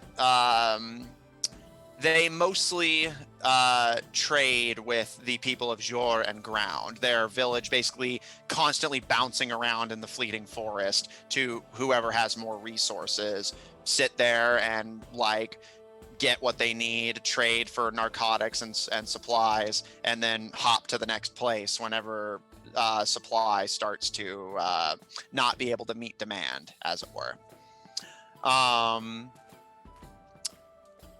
That's what you get just from a direct analysis. From what they tell you of their original homeland of Eubis, they were a very heavily magic emphasizing culture, always seeking relics and artifacts, and enjoying the pursuit of mystery and intrigue and various unique things. There was very much a pride in being able to do something unique with magic that nobody else could. So that was sort of a big cultural milestone for them, being able to find the next thing that only you could do. But with the loss of their homeland, their connection to it, you get the vibe that a lot of them were likely druids, and with their home gone, they can no longer do those things, and the narcotics are a distraction from that. And it does give you pause to imagine something similar happening to Griaz if his homeland is to be destroyed, as he fears. Yeah. I would also say, so the mobile homes, you said they're more clockwork? Like almost like clockwork tanks, just moving around. So I think if Ron would maybe ask about that, and I think he would press a bit more on the narcotics to see, where are you getting your supply? Is it literally just anywhere, or who introduced you to them, or at least to this amount, because this is a lot. All right. Make me an investigation check.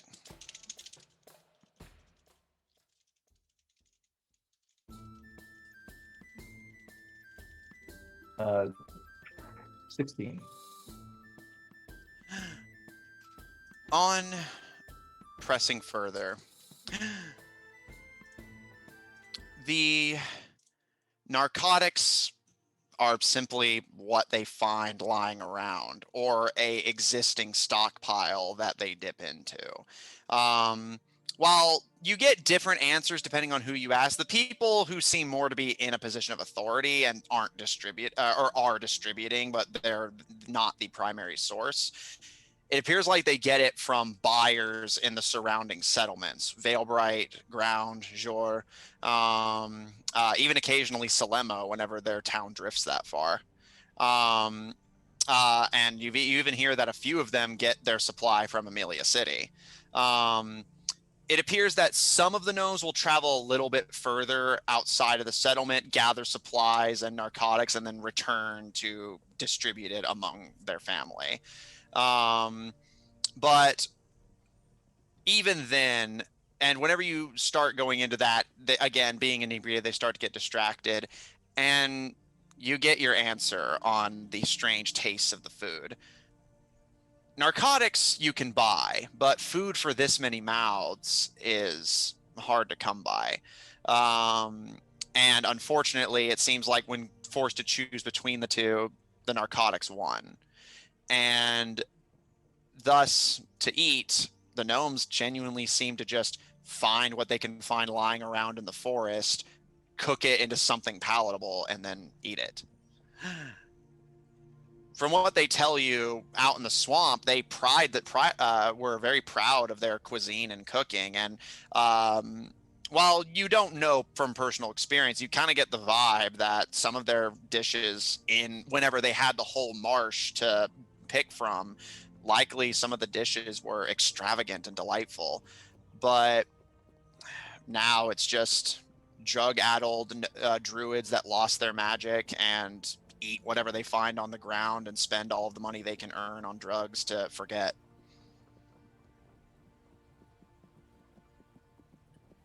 I would say Ron definitely gives a look of pity and understanding, and does want to help them, but he won't say anything else.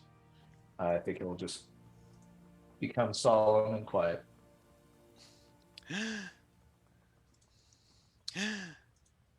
And Israel, so you're asking them just about the surrounding area of the Fleeting Forest and if there's any dangers to keep an eye out for?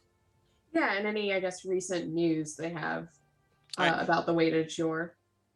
Make me an investigation check. Sure thing. Let's get it, everybody. I'm trained in investigation. Huzzah! That's a 22. All right. There appears to be actually a pretty decent amount of news. They strike you as talkative gossips when the mood strikes them. You get quite a bit. There is a lot of rumors going around that Jor is not to the point of being overrun, but there are definitely, at least if even half the rumors you're hearing are true, there appears to be quite a bit of dangerous forces in the area. You hear rumors as you just gossip with these gnomes. You hear rumors that there's a lich active somewhere in the forest near Jor. There's said to be a dragon living on the shore of the Lake of Mazai that faces towards the city. There's said to be a hydra and a lycanthrope patrolling the forest. Whether they're working together or not, you get mixed reports. But some of the ones you get that definitely appear to be more reliable is that indeed there are will-o-wisps in the area. From the sound of it, pushed out whenever the swamp was taken away, just like them, and simply followed them. And it appears they've moved to the lakefront of the Lake of Mazai. So the gnomes do warn you to avoid approaching the water whenever you see the will-o-wisps.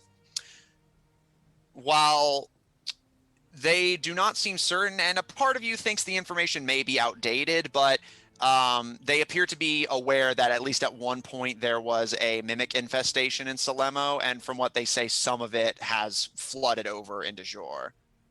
Although you're not sure how true that is, given that you didn't encounter any in ground.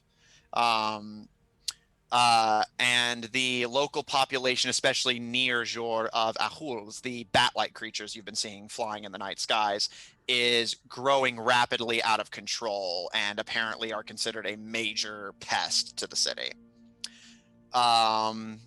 Beyond that, that is all of the rumors you hear them, at least that they're actively talking about. And while they seem relatively calm and simply saying as those are the only dangers, quote unquote, if even half of those rumors are true, that sounds like a lot of dangers.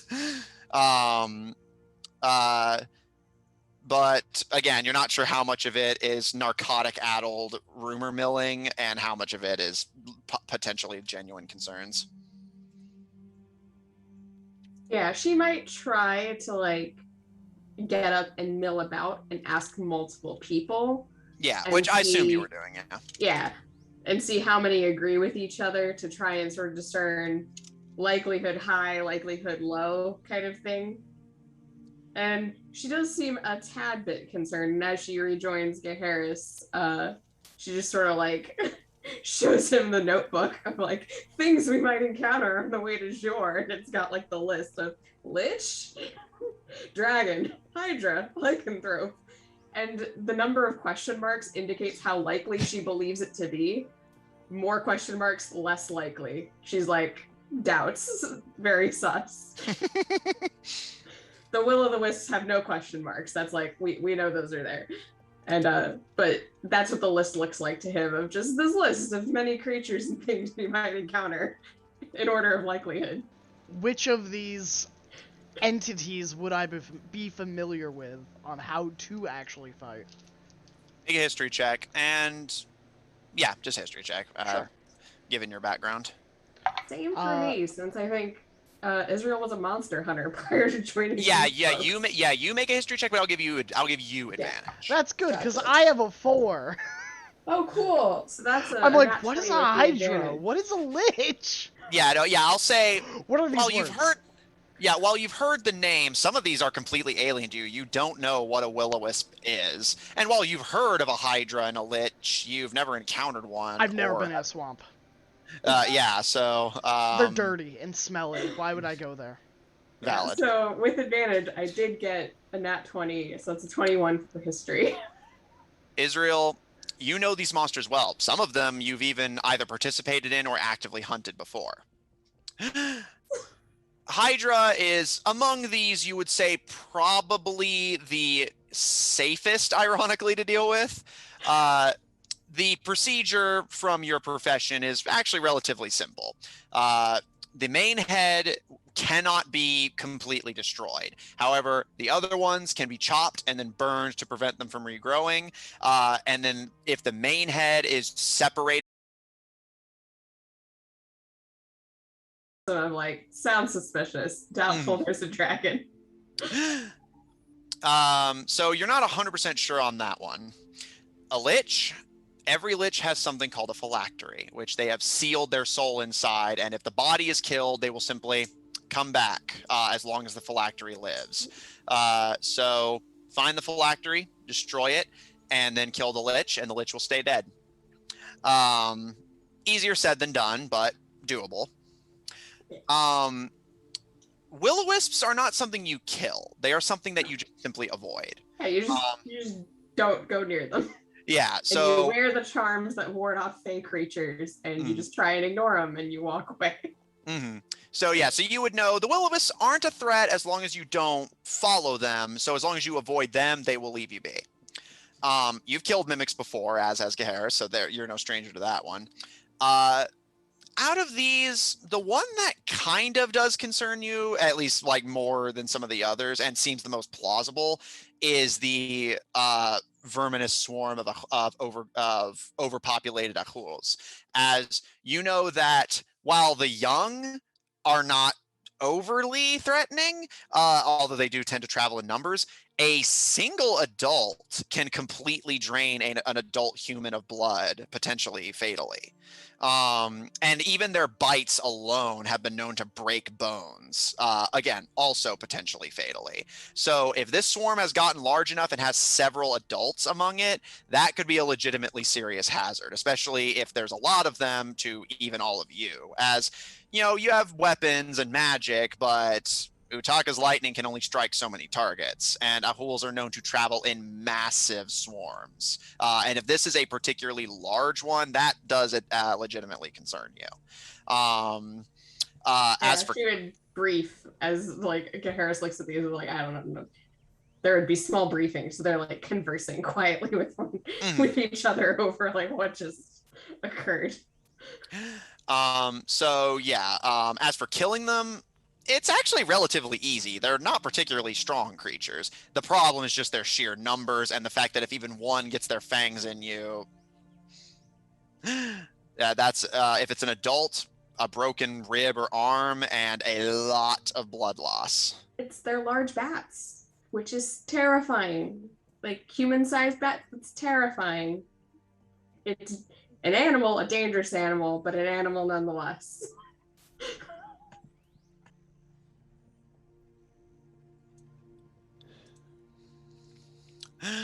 All right.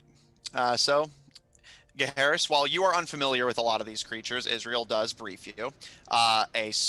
Glowing things that live on waterfronts and try to lure in people to their deaths. Yep, don't bother. Massive bats that, especially if they're adults, can completely drain you of blood, even if it's just one, and there appears to be a large number of them. Can their fangs go through metal? Israel, with your nat 20, it's not unheard of. It's rare, but not unheard of. Again, yeah. So it's like it depends on the individual, but there are some that are strong enough to bite through steel. Okay. And then this word, the Lich. Would one of them live in the swamp? Potentially, wizards are weird. I mean, and potentially a wizard that has gone to the lengths of preserving their own soul in a phylactery and going through all the rituals required to deny death would probably want to be avoided by most of society. So, I mean, they could live in a swamp. Is that this fair? Do you think that probably more likely in a creepy tower somewhere, and I don't think we've seen one yet, so. Yeah. Griaz, is there a creepy tower in your swamp? Matt, is there a creepy tower in the Black Swamp? Make a history check with advantage.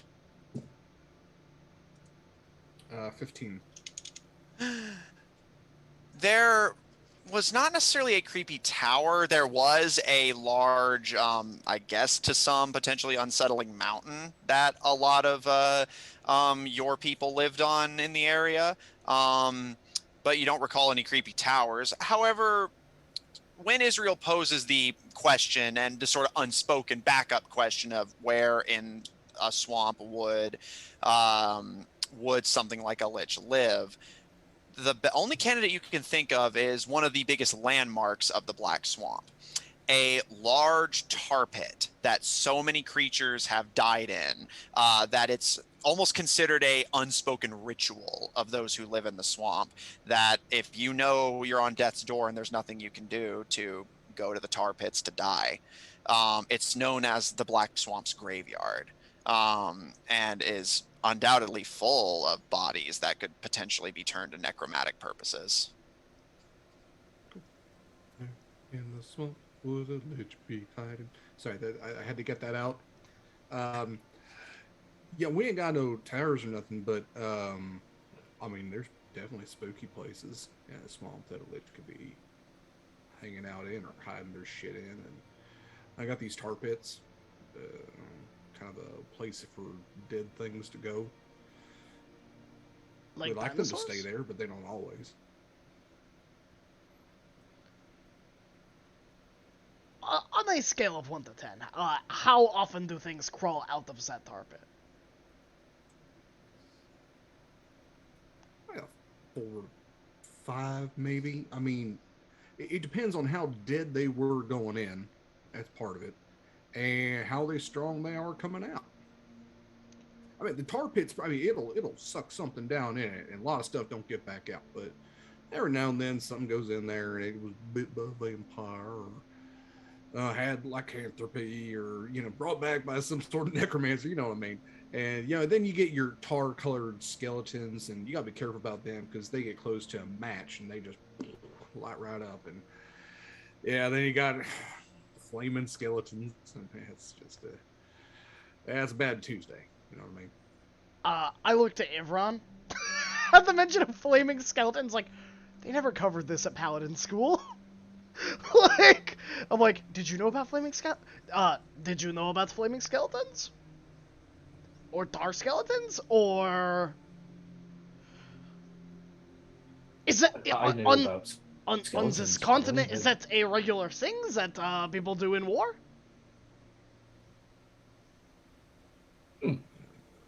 Who was the last is a famous good- necromancer of this continent? Who was the last BBEG of note? Is that an actual question? Yeah, it is. Who was the last evil BBEG wizard that was a necromancer on Harris this is going continent? through his fantasy art of war. Yeah, exactly. And he's It's trying to see when flaming skeletons were last used in combat. Yeah. Make I me mean, a if they're a history lich and they've been around for a long time, they're probably going way back. Sure. That is a 17. I'll give you advantage. Oh, Ron I'd will love help that. I'll stick with the 17. What did you get for flavor purposes? A nat 1 for the other one, which is a total of 3. Ivron, you have not a fucking hint of a clue. You heard flaming skeletons, you were like, oh no. I just, You're oh, like, does Gaheris God. want them? Does Gaheris Yeah, like Ivron, you're sitting there trying to like wrap your head around whether bone is even flammable, and like the fact that it's covered in tar kind of like slips your mind for a moment as you're working that through in your head. Gaheris. See, the real messy bit is when trolls get in there, because trolls ain't never like fully dead anyway, right? And when they get in there and the tar kind of gets all the meaty bits off and they get out and you get one of them on fire, and man, that is not a lot of fun, is the point I'm trying to get across. So if I'm following you correctly, these particular trolls don't die to fire like normal trolls would. So when they're alive, fire very effective. What are we gonna do with the troll skeleton? All the bits that hate fire are gone at that point. I mean, that's at the point. Can't you just break their bones?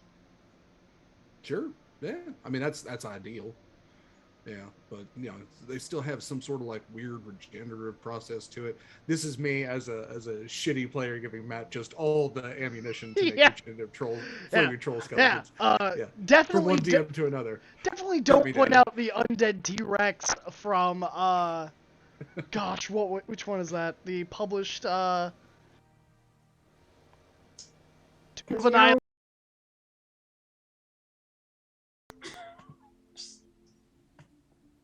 We can't hear you. What was up?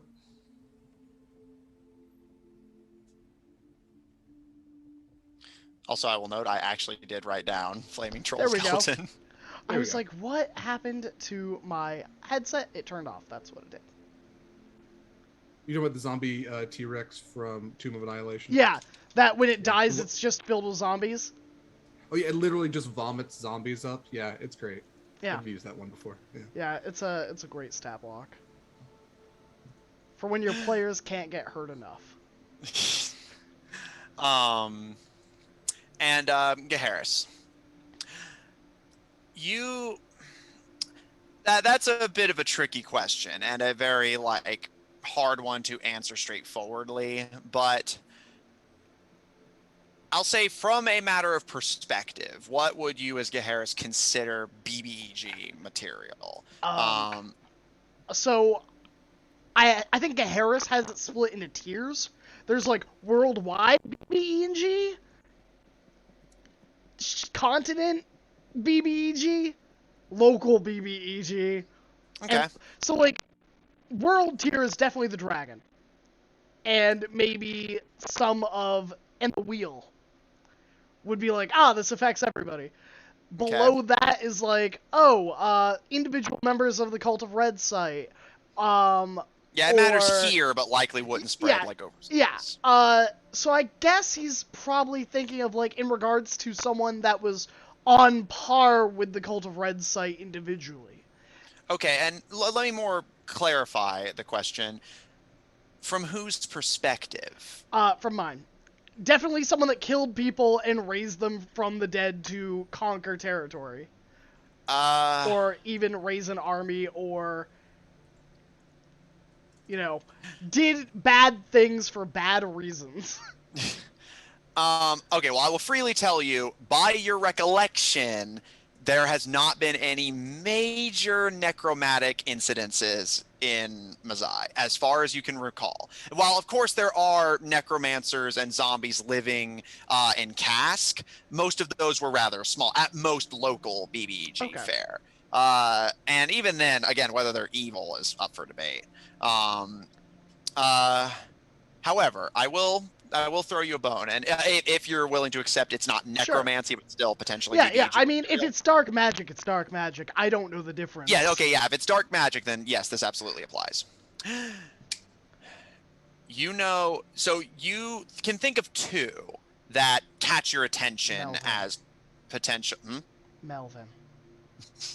Yes, Melvin, Melvin the Magnificent. The Great Missile Quill. The first thing they ever caught was to rewrite their memories entirely and change them into a pathetic mewling level 1 wizard. Melvin the Maleficent. All right. Uh, Harris, the first that comes to your mind as, while they are not considered a BBEG by the people of Mazai, at least not in the areas you've been living, they very much would be considered as such by the Bluefield Alliance. The nobles leading the colonization efforts of Mazai. It was split between 5 families, and each of them controlled a different kingdom, which eventually created the kingdoms you now are exploring. But you have heard stories, you don't know if they are true, that whenever they were old and had conquered half the continent but weren't satisfied, pushing the monsters further and further into the dark, uncomfortable corners of their own home, they wanted something a little bit more. Being a colony far away from their homelands gave them an independence that they didn't have before. The independence to seek something for personal gain rather than for king and country. So the bulk of them sought out ascension. The idea that if enough people worship you, you become a god, or something akin to it.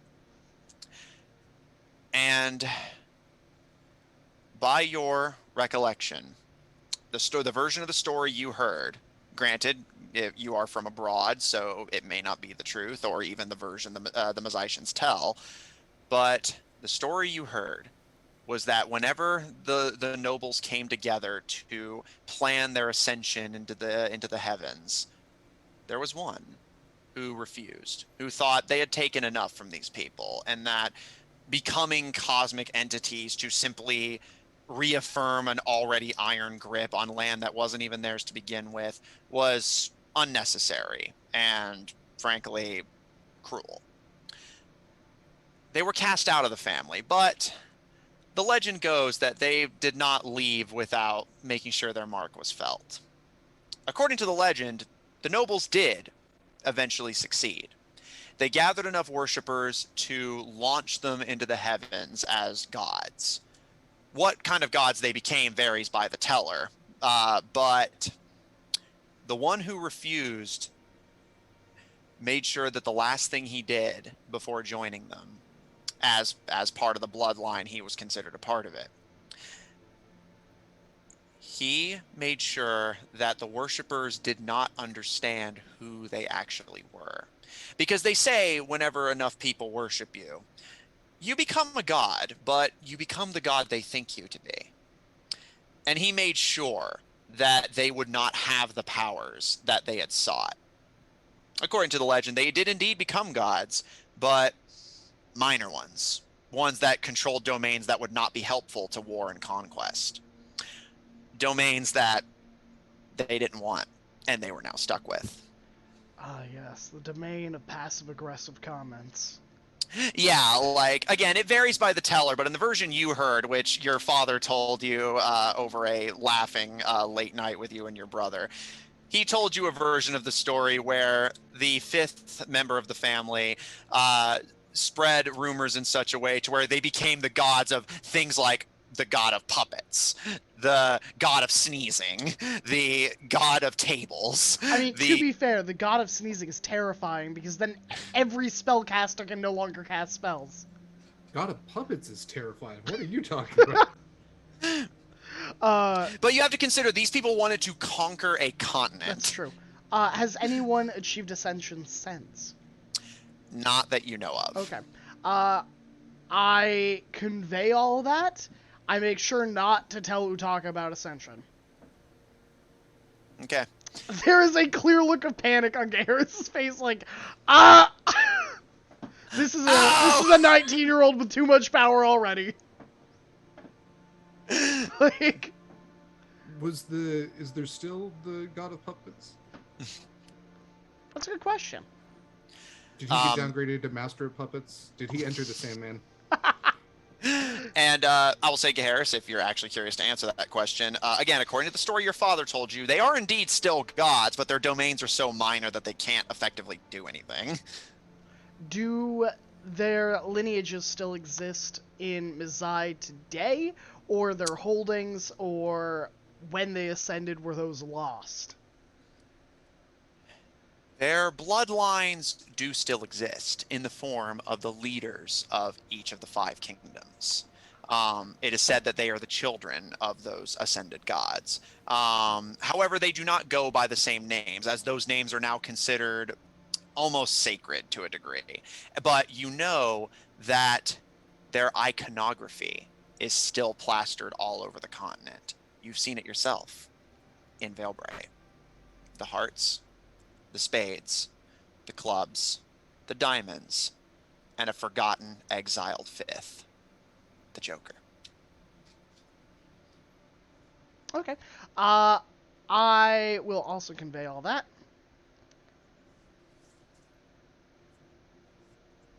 Yeah. I'd like to do something after the party ends, but I think I would just mull this information over. That's a lot to digest. Okay. And do you still Yeah. want the second BBG? That was just the first. Yeah, lay it on me. The second one is the Emelian Empire, clearly. The second one, again, it's a matter of perspective. To the Bluefield Alliance, they're a hero. To the kingdoms, they're a monster. A dragon. Massive. Black as coal. That breathes emerald green fire. Their name varies by the telling, although Gaheris, in every version you've ever heard, the name always is translated to be something evil. Uh, um, uh, Almost like their name in every language is literally just their word for evil or malevolence.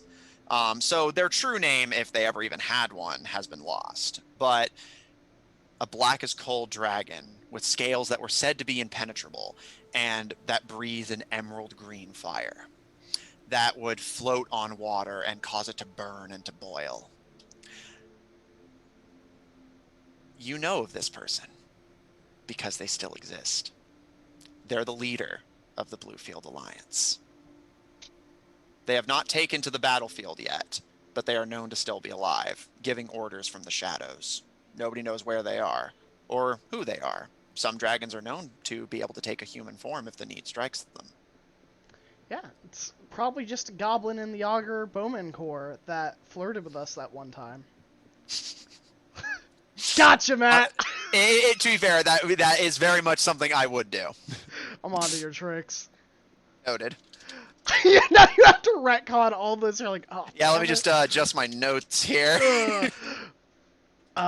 So I would also convey all of that to Griaz, Israel, and Ivron, making sure that Utaka is out of your shot. Okay. So yeah, Gaheris, as you all gather from your socializing, and Ivron, don't worry, whenever we get back from the break, I will answer your question regarding the mobile home structures. Just there was a lot of lore to go through. Gaheris tells you all stories of a massive, evil, dark-scaled dragon that led the monsters to war and conquest. Nobles that ascended to godhood only to be deceived by their own kin. Gods and monsters that are still around. But, again, as far as you know, Gaheris, there has been no major, specifically necromantic incidences, although recalling both of these stories and considering everything you've seen, the possibility that they might be real, that you may meet them someday, that thought is terrifying.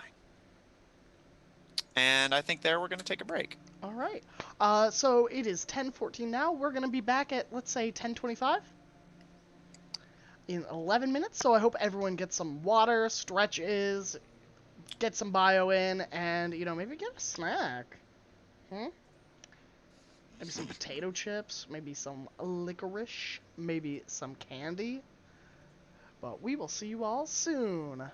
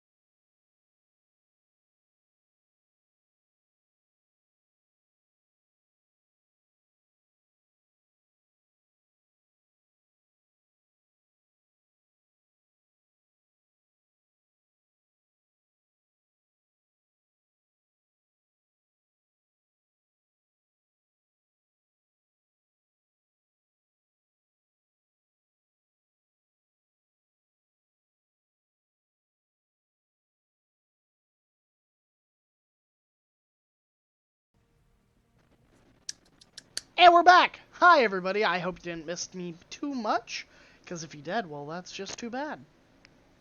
I missed you. So I'm back with all these lovely faces for more D&D. All right.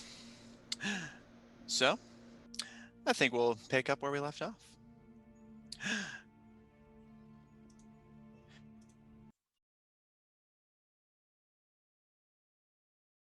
To this homeland, ascended to godhood, leaving the fifth noble bloodline to deceive them into not reaching the potential they were seeking, at least not in full, and contested by a dark, powerful, malevolent dragon that supposedly has led the effort to unite the Bluefield Alliance against the common folk. And yeah, Gaheris, from the sounds of it, the thought is rather intimidating. And you are all very careful, especially with Utaka in their current state, but just in general. All of you are quietly conscious to not let Utaka know that ascension through pure belief is technically possible. With that being said, is there anything left from Gaheris, Israel, and Griaz before you finish up at the Hootenanny? Nope, I'm good. Okay. All right. And Ivron, you had asked a question. I very much apologize for not getting to it quicker. You do some asking, and apparently you're not surprised, but it is nice to know. Apparently, the mobile home design was Basil's doing. Uh, um, Engineering a way for his family to be able to travel. Perhaps, given the descriptions of Basil you get between Gaheris's stories and you getting a little bit of background on him from this question, it appears Basil was something of a wild, untamed engineer, and potentially, from the sounds of it, creating these mobile homes was what inspired him to have a mobile traveling item store. Um, and to their credit, while they do appear to somewhat dismiss Basil as a city slicker who left his kin to the swamp, they don't appear hostile to him, more dismissive of his new lifestyle, and do appear to still love him. And whenever they find out that you guys know him, do ask for you to pass on well wishes. Yeah, Harris, you had requested embarrassing stories, and as the shock of the new information you've gotten hits you, the stories are something of a relief. So Ivron, the mobile homes were designed by Basil. While they are magically fueled, their magic is simply a fuel source, and from the sounds of it, Basil simply trades it to them free of charge. Um, uh, and it allows them to travel the fleeting forest. It keeps them hidden away from the prying eyes of potential hostile forces, and allows them to safely travel. You gauge that Basil likely could see the state they were in and did not want predators or Bluefield soldiers to come across gnomes who were too inebriated to defend themselves. Um, uh, and Gaheris, you get quite a few Basil stories that do bring a bit of a smile to your face. Apparently, in Basil's youth, he was something of a rumor chaser. He's the kind of person where he would hear about something in passing and immediately go and investigate it without doing any research to confirm if it was even real or what he exactly was looking for. For instance, he once apparently made a big show that he had discovered a tunnel that allowed you to illusorily duplicate yourself ad infinitum. However, when he demanded his family follow him to observe, he had simply stumbled across a mirror in a tunnel and assumed that it was illusion magic without checking. He was rather young at the time. You also, to your surprise, find out that Basil is something of a wild card in his youth. Apparently, he was prone to getting into fistfights over magical debates. He was the kind of person, from what the girl tells you, where somebody would, for instance, say that after Basil's string of embarrassments that he was the latest discovery he had proclaimed was unlikely, and immediately resort to fist fighting them rather than diplomatically resolve it. So yeah, you get these stories of Basil being this wild, untamed, gnomish youth boy that traveled around to faraway places, seeking rumors, almost inevitably getting disappointed, but still keeping at it anyway and fist fighting anyone who questioned him. Apparently, he, for his actual living before he had magic items to sell, was a street performer. Not quite a clown. Apparently, it was more of a things like roadside juggling, miming acts, that sort of thing. So between his constant fist fights and arguments, the years of being a roadside performer to make ends meet, and the refusal to investigate further before proclaiming his victory or back down from a rumor, has led to quite a few embarrassments on Basil's part in his past. But again, overall, he is remembered fondly, even if he is seen as something of a silver spoon city slicker by his family. Is that to your satisfaction, Garrus? Yeah, that's a lot. Harris is just impressed. All right. And Gaharis and Avron, is there any last things you would like to do while at the Hootenanny? Okay. The party eventually quiets. Gnomes begin to head into the mobile homes for sleep. Those that are still awake are too inebriated or drunk to be of much conversation or help to any of you. And at this point, it's getting close to like 2 in the morning, so you reckon it may be time to head back if you have any hope of getting sleep before the caravan continues on. Would you guys like to return to your camp for the night? Okay. You leave the gnomish camp, and as you cross the threshold, Gaharis, you and Grias give it one final glance over your shoulder. Israel, you just kind of gently guide Utaka, who's now like coming down from their high and just kind of swaying and seems kind of grouchy.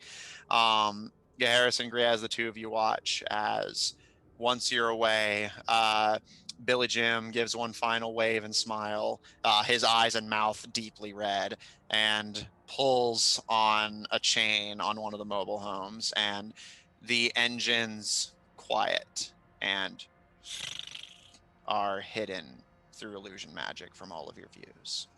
While the sickly sweet smell of the screaming Jolly Necropolis broth hangs in the air. You otherwise would not guess that a wild, untamed gnome party had just happened here. And all of you start making your way back to camp. Utaka slowly beginning to sober up. All of you digesting odd gnomish cuisine and new information about your surroundings and the potential goings on. And you make it back to camp with little to no incident. Most of them are already asleep, aside from your pets, who enthusiastically greet you, and the druid girl, who does appear to be asleep, but the moment the animals start moving, she kind of jolts and sits up, but smiles with relief whenever you guys arrive. And, oh, I was worried you weren't going to come back.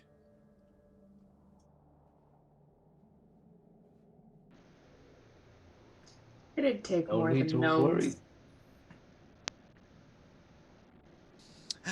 Sorry, you all kind of talked at once. Everyone, what did you say?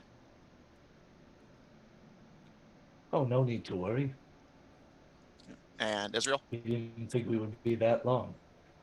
And it would take more than gnomes as she's leading Utaka to their bedroll and then helping get him situated without like barfing or something. The druid just seems kind of confused and gnomes? Oh, she didn't say gnomes. She said, and Gria's is just going to walk by. Oh, I must have misheard. And she turns to you, Ivron, and gives a happy smile and just, I am just glad you're all safe. And with that, with little ceremony, she just flops back down on her bedroll and appears to just go right back into sleep. Is there any business you guys have in camp before going down for a rest? Is the watch set? I think I'll take first watch.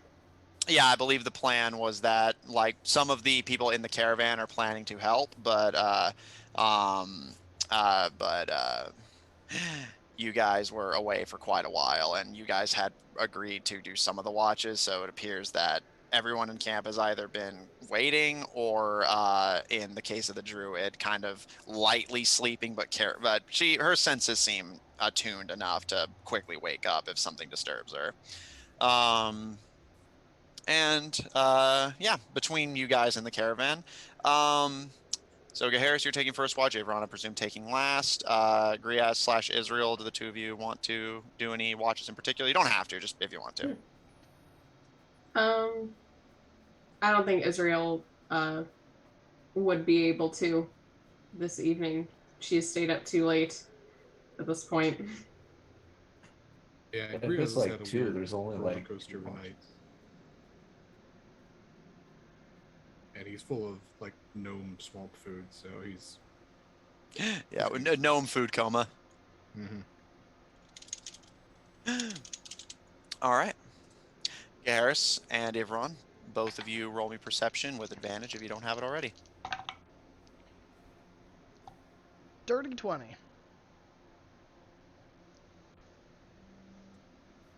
And for Ivron, it is a 16.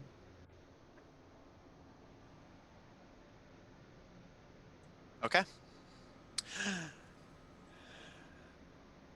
The two of you, as Israel and Griaz, bunk down to enjoy their night of sleep after a party, and Utaka just seems intent on sleeping off the what likely is something between a hangover and a downer on the horizon.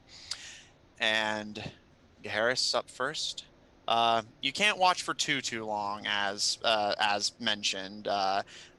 You're already up rather late, but you stay up for an additional few hours as the druid wakes up a few of their comrades to assist you, and as all of your watchful eyes keep watch on the surroundings, all is well and all is quiet.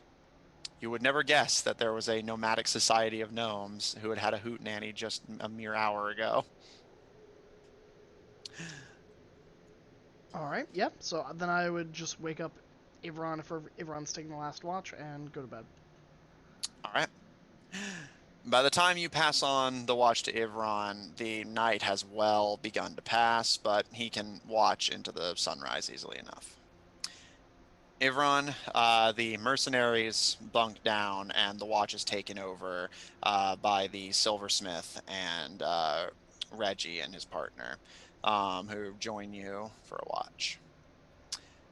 And again, all is well. Things are relatively quiet for the time being. However, as the sun is starting to rise, Ivron, you do hear something. This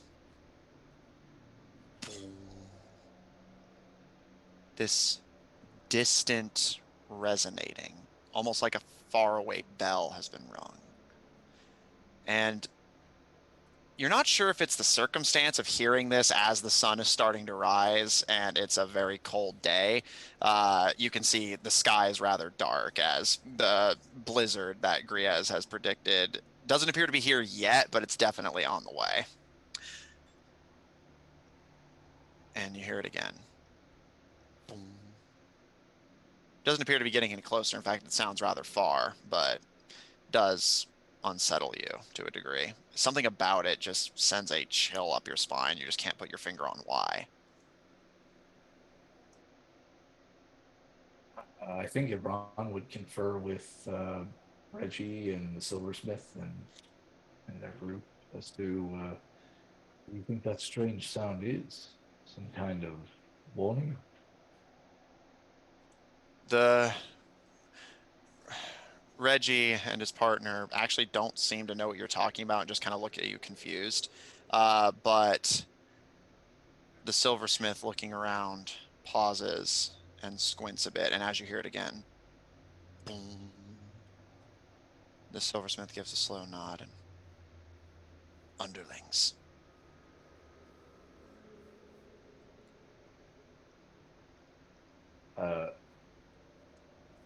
At context, does Ibron know what underlings are? Make me a history check. Okay. All right. That is a 12. You've never heard this word. You've heard the term used to describe like servants, but you've never heard it used in that way, especially because you wouldn't put the emotion he's just portraying as fear, but it definitely seems on edge. Less like he's afraid of what's coming and more like he's just expecting a fight. With that, I think Ibron will wake Harris and the rest of the party and just we should probably prepare ourselves. There's a noise in the distance. Something is coming. At this, I'll say, Geharis, by this point, everyone's waking you up, and Israel, you're being woken up, and Griaz, with your perception, you're probably just starting to wake up on your own at this point, and kind of shake awake Utaku, just kind of groans as they sit up, and the silversmith with his arms crossed, but like his hand kind of twitching towards one of his blades, and he, not towards us. And you all hear it now as Ivron directs your attention to it. Boom. And again, all of you almost instinctively feel like a shiver run up your spine. Again, you don't know what it is, but... Does it sound like it's coming from the direction of the gnomes? As you listen, boom. It's coming from further down the path. It sounds far, but it sounds like it's coming from down the path. I guess I'd start putting on my plate armor and I'd call out to Titanus and the growing gang of acolytes. Dwarves! There is a fight on the horizon! Maybe not. And Israel would go possibly to scout down the path. Like, she'd be like, give me some time. I'm gonna look, see what she can see. She can see real far. Okay. In low light. All right. So yeah, at this point, for you guys' context, it's a freezing cold, cloudy day in the fleeting forest. And yeah, all of you, as you're woken up by Ivron, or in Griaz's case, just woken up by the ringing. It's just this distant, further down the path bell tolling that every time it happens, you like instinctively feel like this jolt of discomfort and fear. Israel,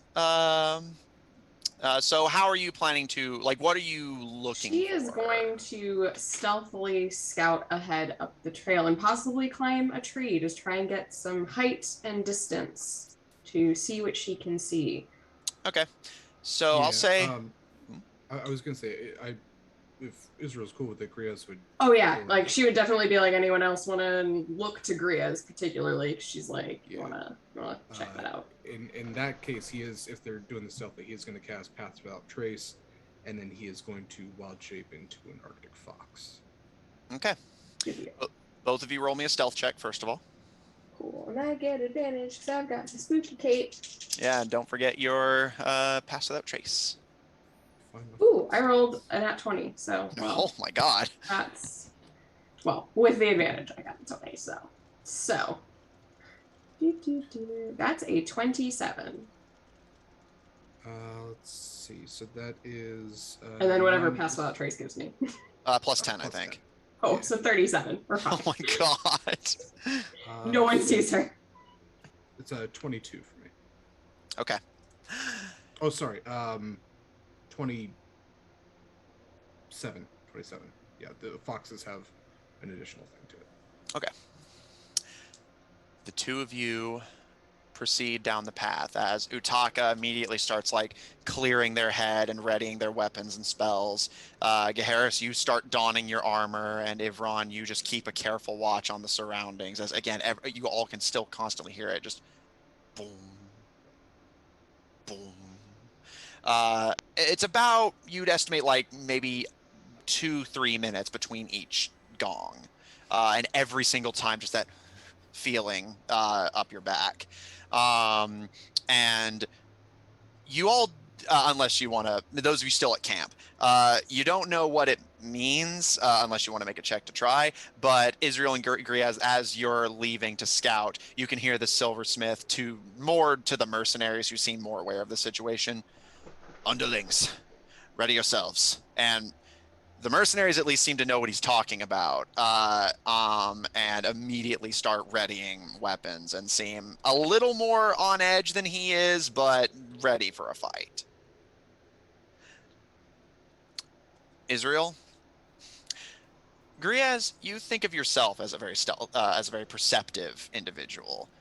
Israel is gone. If it wasn't for the fact that you know she's sneaking actively, you would have no reason to believe she hadn't just turned around and went back to camp. But confident that she's still there, even if you have no indication of her presence, you and your Arctic fox form continue down the path. And just out of curiosity, for my own benefit, how far are you willing to go? Like basically, how long ahead are you willing to go? You have time, because Gaharis is going to take like something of like an hour to put his armor on. Isn't it plate armor takes like a while to put on? I don't remember how long it is. With assistance, it doesn't take I think that it's 10 long. minutes. Probably, It's only yeah, like 10 minutes. Oh, Which 10 is minutes, which is something halved else. with assistance. Yeah. okay. Yeah, which I goes down to 5 with assistance.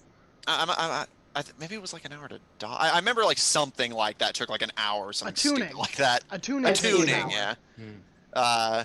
Well, that makes more sense. I don't know why I thought I guess I just got a tuning and putting armor on mixed up for some reason. Sometimes you're tuning the magic armor. I get it.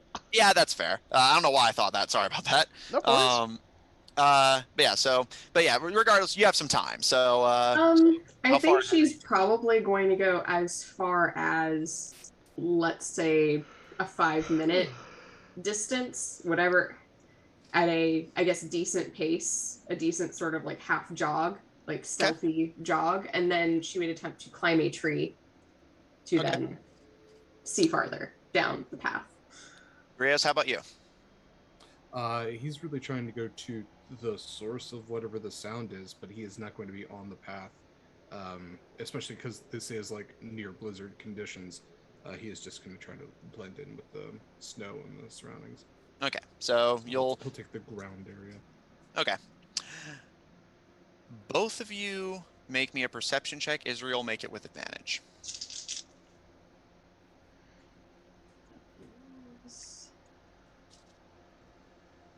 12 plus 2 is 14. Okay. Griaz? It's 12 plus 9, 21. Okay. And Israel, make me an athletics or acrobatics check, your choice, unless you have some method of getting up the tree for sure, like a climbing speed or something. Yeah, make me a check to see if you can even get up there. I mean, I have spider climb. She just climbs it. Okay. She just... Now, yeah, that's why I didn't instinctively ask, because I remembered you had spider climb, but I was like, oh wait, they didn't say they cast that, so I should probably check. Okay.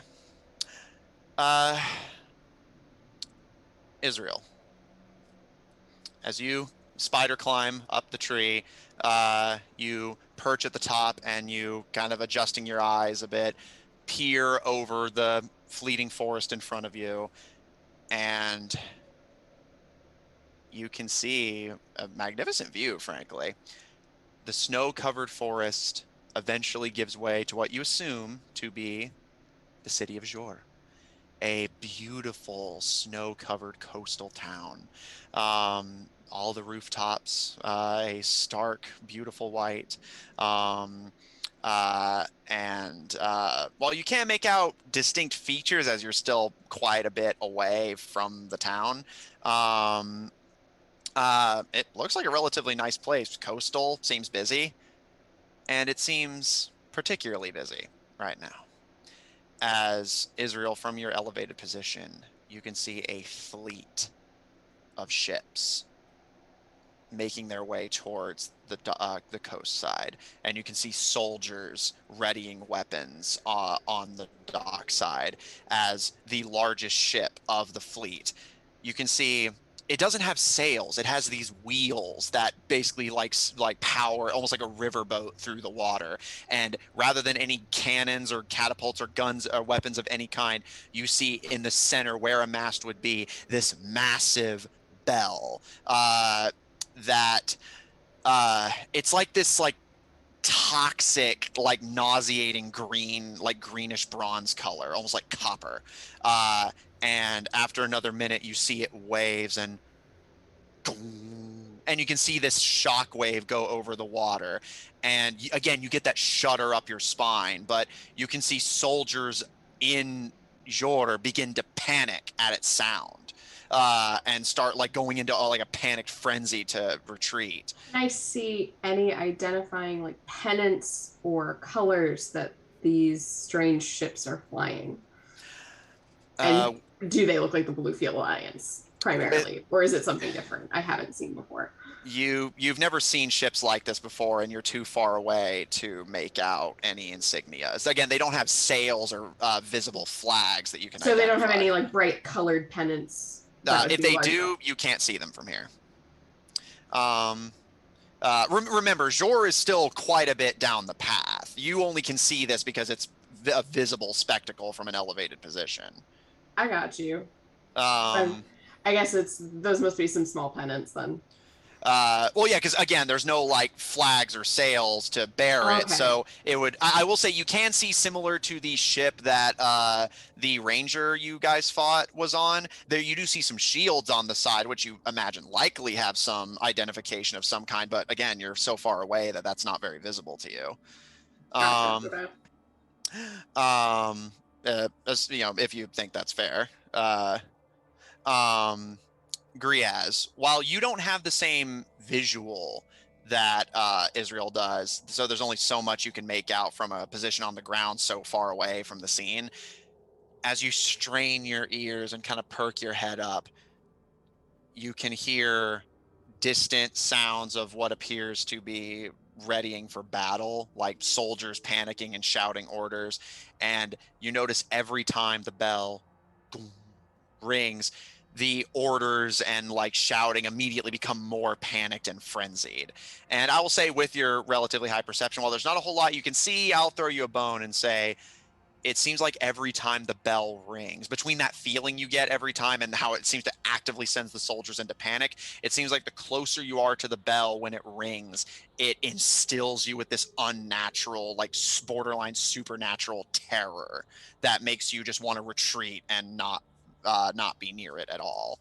And every time, even at this distance, hours away from the city, every time it rings, you can still get like a shudder up your spine, like that's like unsettling and horrifying. Yeah, I'll say foxes have keen hearing as an ability anyway, so it literally just like enacts his fight or flight for like a moment until he can control it. So it's just an Arctic fox just kind of shaking a little bit. Mm-hmm. So that's what the two of you are able to make out while you scout. At least, you know, without any further action. I think with that, she's going to go ahead and descend and head back to camp with what she has, because that's enough to at least inform her as to what the kind of danger is and where it is. Yeah, what's thankfully happening. Not between them and the city. Mm-hmm. It's beyond the city. Yeah, if anything, the city is between you and the danger. Precisely, which is ideal, frankly speaking. Some nice high walls, some harbors, lots of soldiers. Mm-hmm. All right, Griaz, anything special? No, I'm just hoping that Israel says something, because as far as Griaz knows, like, she's hopefully there, and she can talk to animals. So I guess he might hear a whistle, a high-pitched sort of whistle that sounds akin to a bird, but there are no birds in the sky as far as he's aware. But it's a sort of very sharp, sort of shrieking whistle, Birds and that are you native presume to it these might areas? be. Huh? What? So it's like a bird that's not native to the area. Yeah, probably. Ah, the fluff-tailed cardinal is normally south by this time. Exactly. You know, Then yeah, he'll go. but it's high and it carries, and it would probably be the signal that Israel's trying to give you. And he'll Okay. go running back as well. All right.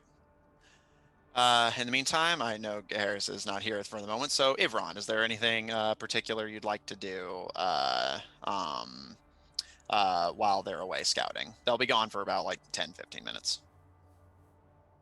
I think Iran would just kind of go back to the side of the silversmith and first and foremost ask him his name and be like, I apologize. I don't think we've officially or formally met. Sir Ivron Blackmont of the Barrowdale.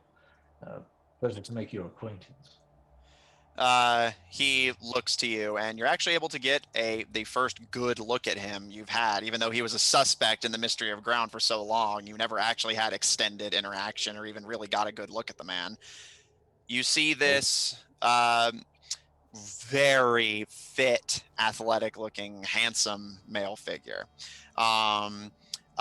Completely black hair, although silver at the tips. His figure is massive and imposing, and his eyes also are a brilliant, unnatural-seeming silver.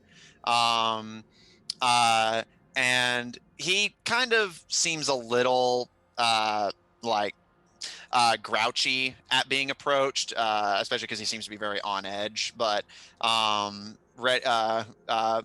sheathing one of his daggers as he looks to you, he pauses for a long moment. You almost think he's not going to answer, but eventually he. Gerald Mander.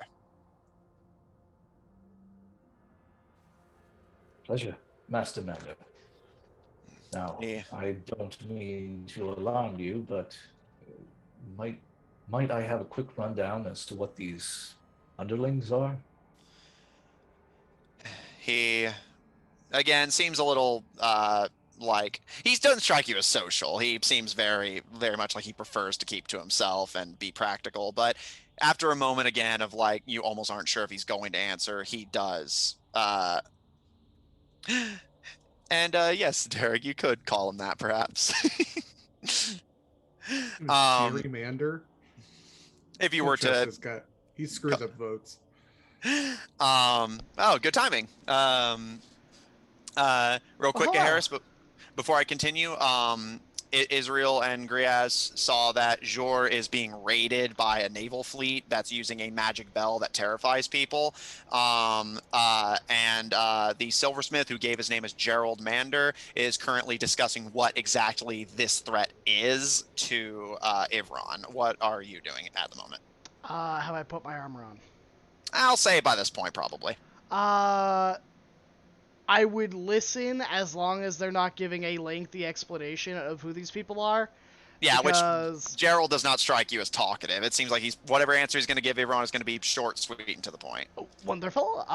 So I would listen in while drawing my sword, banging on my shield, maybe giving like a rousing speech to the mercenaries we hired, and my 3 retinue. Okay. In that case, in response to you, Ivron, Gerald, again, after a pause of where you're not certain that he's going to give you an answer at all, he eventually does. Underlings. Halflings of the Underdark that have gone mad in isolation and darkness. Rat-like folk that come to the surface only to steal and to destroy.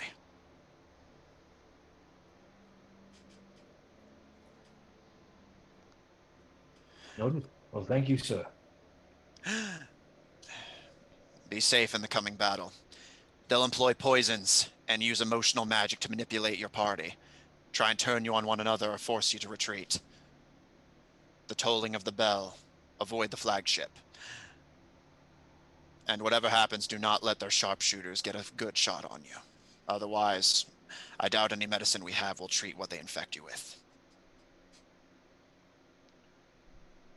I thank you for your advice and for the information. My party and I have never encountered these before, I don't think. You should be glad. They don't come to the surface often, but when they do, death and destruction follows. Most do not even believe they exist. Sounds a lot like the halflings that worship Ninkalim.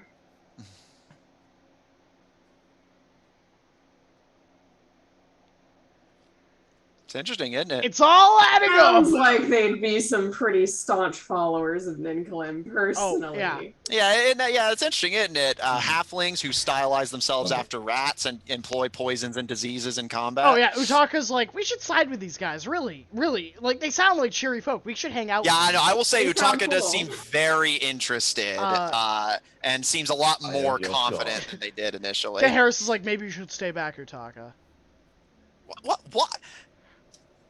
We do not need you to turn on us in the middle of the fight and electrocute us. I'm not going to turn on you. Well, okay. Oh, diplomacy. They're We they're could they're maybe- people that do diseases and they're on the water. That is just any boat, really. When you think about it, Exactly.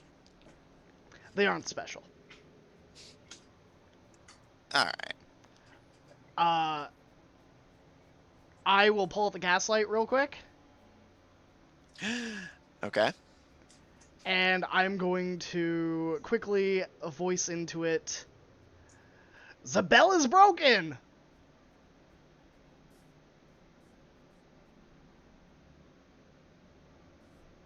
Okay. And you said it's like a big bell that's like magical, right? Israel, do you return with Griaz and describe what you saw? Yeah, so as Israel is jogging back into camp, she would immediately approach Geharis and Ivran to basically give what so I climbed a tree. Good news is, wherever it is not between us and Jor. It's a fleet attacking the city of Jor. And that sound we're hearing is a giant bell that when it rings seems to send a panic through the city. Wonderful. So then at that point I would be like, the bell is broken. All of our magics are failing. And then furthermore, she'd also iterate, I couldn't see clearly any signs or pennants or anything. They seem to have shields on the sides of their ship, but they don't have any sails. They don't have any rowers of any kind, at least from what I could see, which admittedly wasn't a great deal. I see. But yeah. From what we have been told, they are halflings from the Underdarks that have gone mad, and they use poisons and have sharpshooters, and magics to manipulate your mind. So She just shares a look with Utaka for a second. Titanus, you and the others, I want you to take cover and fire your bows from as far away as you can. I mean, we're still hours out from where they are, and the sound of the bell will only get worse the closer we get. There are people in danger. I get that. I looked I at do. Ron. And Bron's already mounted. Do we on have a the, plan to Oh, deal yeah. with the bell? I am going to cut all of those halflings down to size and throw them into... Well, there isn't any water, but... You're going to have a hard time with that if you can't approach the city because the bell is driving you away from it. Do we have a plan? At this point, Griaz is just like, he's still in fox form, just like looking up at them just fighting. And when Israel says, like, do we have a plan, he'll pop back up to, he'll anamorph himself back into a bugbear. What if all y'all's plans? We absolutely do need assistance. I agree with Harris on that. But Bell is priority number one. Archers can't even get close enough to where they won't run away the second they hear it. Trust me, it's scary in a way where you don't want to be scared. You are scared. So So we have to hear it. No, we don't. Because them spells. Or, we could do the old beeswax in the ear hole sort of thing. But hell, man, we got silent spells. And hell, like, look at Utaka. Between Utaka and me, we both got silent spells. You get that around the bell, it's not going to make any noise. You get that around us, we're not going to hear it. That sounds Can like a you plan to cover me. all of us for long enough for us to reach the city? And That's an excellent potentially the bell? Let me look up the silent spell. Because if not, we might have to do the Ron pulls beeswax out- thing. Did we get a long rest in? Yeah. I'm so sorry. Oh, like, yeah. I got yes, No worries. all of I you do just get a wanted long to make rest for the sure, record. like, Yeah, so sorry about that. Got caught up. Real quick, Griaz, to your thing with silence. Yeah, no, silence is a radius. So while you could silence an area, that does seem sound, you wouldn't necessarily be able to mobilize it. And Ivron, what were you saying? Sorry, while everyone's penning down a long rest. I was just going to say, Ibron reaches into his pack and pulls out the ear protection that he got in Nightmare, and is like, "Does everyone still have their ear protection from Nightmare?" I don't even remember who had the ear protection, to be fair. Everyone who had Israel gets like a, oh my gosh, you're right look on her face as she goes into her bag for it. Yeah, I will say everyone except for Utaka and Gaharis have one, because it was those who went into the firing range in the back. So Utaka and Gaharis do not, but Israel, Griaz, and Ivron all do have the headsets and earplugs that blocked out the noise of your firearms. Yeah. So Matt, if I could sell you on this, it does say centered on a point you choose within range, and the range is 120 feet. So if that point is a moving object, that is a moving radius. I generally personally classify a point as like more a area in space, so to speak. Like, it'd be one thing if you were to cast it on a ship that's in motion, but like I don't necessarily know if I would count it as, like, for instance, casting it on, like, Gaharis as the point to cast it on. But that being said, that's my personal ruling. If you don't find that fair, I'd be willing to negotiate. I'm just saying that's how I You're the usually DM. rule it. Personal ruling works. Yeah. That's Okay. fair. Yeah, no, like, it would have to say centered on an object for that to apply. Since there's like a specific thing for that, I'm going to say it doesn't count here. Fair enough. That being said, so yeah, yeah, Israel, delighted at Ivron's suggestion. You immediately, retrieve your ear protection, and Griaz, you can use yours as well if you wish. Gaharis, you and Utaka do not have this. But is there anything you have in mind? Yeah, Gaharis was just going to put beeswax in the ear. Doing this before after he gives his commands to all the retinue and the mercenaries, which he's literally like, all of you stick next to me because I have this aura that will protect you from some of the effects, I'm assuming. So he will be on Naden and keeping them all within 10 feet of himself. Okay. And Noted. I will also have them plug their ears.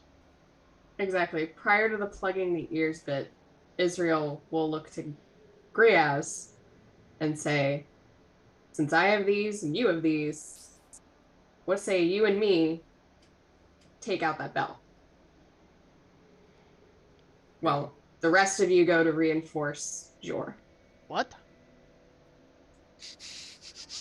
She points at her ears I can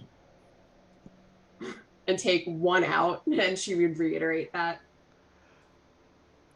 I will If toss you If the there were any gaslight. that could do it, it would definitely be you two. Excellent. And she'd take the gaslight. So what's in here? The bell is broken, and our magics are not working. I don't know if I'll get close enough that they'll be able to hear it, but good to have. Israel, I'm wondering if we should take Utaka, especially since we're going to have to get onto a boat. Yeah, definitely take me. That seems like the smart thing to do. And if he we also don't had a actually get on the shatter. boat, he can still hit it with lightning from forever. So yeah, let's go. Well, She's he's just got gonna shatter, so that's going to do a heck of a lot more than lightning. great, fantastic, see, incredible. All right. All right. Uh, Gahara says, everyone seems sound on this plan. You give commands to the caravan. Your poacher and pirate companions seem perfectly content with your suggestion of stay with you, stay in cover. The mercenaries seem like they're being a little more active and seem intent on actually joining the fight. But the druid actually kind of approaches you kind of nervously, wringing her fingers as her rat is still perched on her shoulder and just, I know you said that you didn't want us killing the monster people anymore. Does that count here? Are they viewed as monster people? Or are they viewed as, like, aggressive raider clans? Because I know halflings overall are not. And make me a history check. You haven't, because Ivron doesn't know what an underling is, but let's see if you do. Nat 20! It was bound to happen one day. Maybe you paid attention to all those books we were reading in Vermin Hollow. I mean, it's probably because I was like, halflings, gnomes, are they the same? Are they not? Oh, actually, there's a reason you know what an underling is. Uh-oh. Yeah, Harris. It's all coming back to me now. Gaharis, most people, as the silversmith said, believe the underlings to be a myth. A violent, aggressive halfling living in the Underdark and coming up to steal and kill. That's ridiculous. A boogeyman, a story you tell to children. But you know what they say about stories. There's always a grain of truth in them. Your father often told you stories of the underlings, and that he knew they were real, because he's fought them before.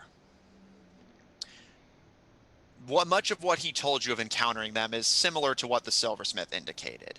They are a vicious society of demented halflings that have gotten so used to darkness and vile disease that they met in the Underdark that it is all they know. While they are just as social and personable as halflings, rather... See, there's an interesting thing about halflings culturally, in that all people, even strangers they haven't met, are family in a sense. Halflings view even strangers as potential family, brothers, cousins, uncles. Halflings tend to treat everything very personably and intimately, which is part of the reason they are typically not very violent, as why would you violently hurt your own family? Because they're kidnapping and bringing them home.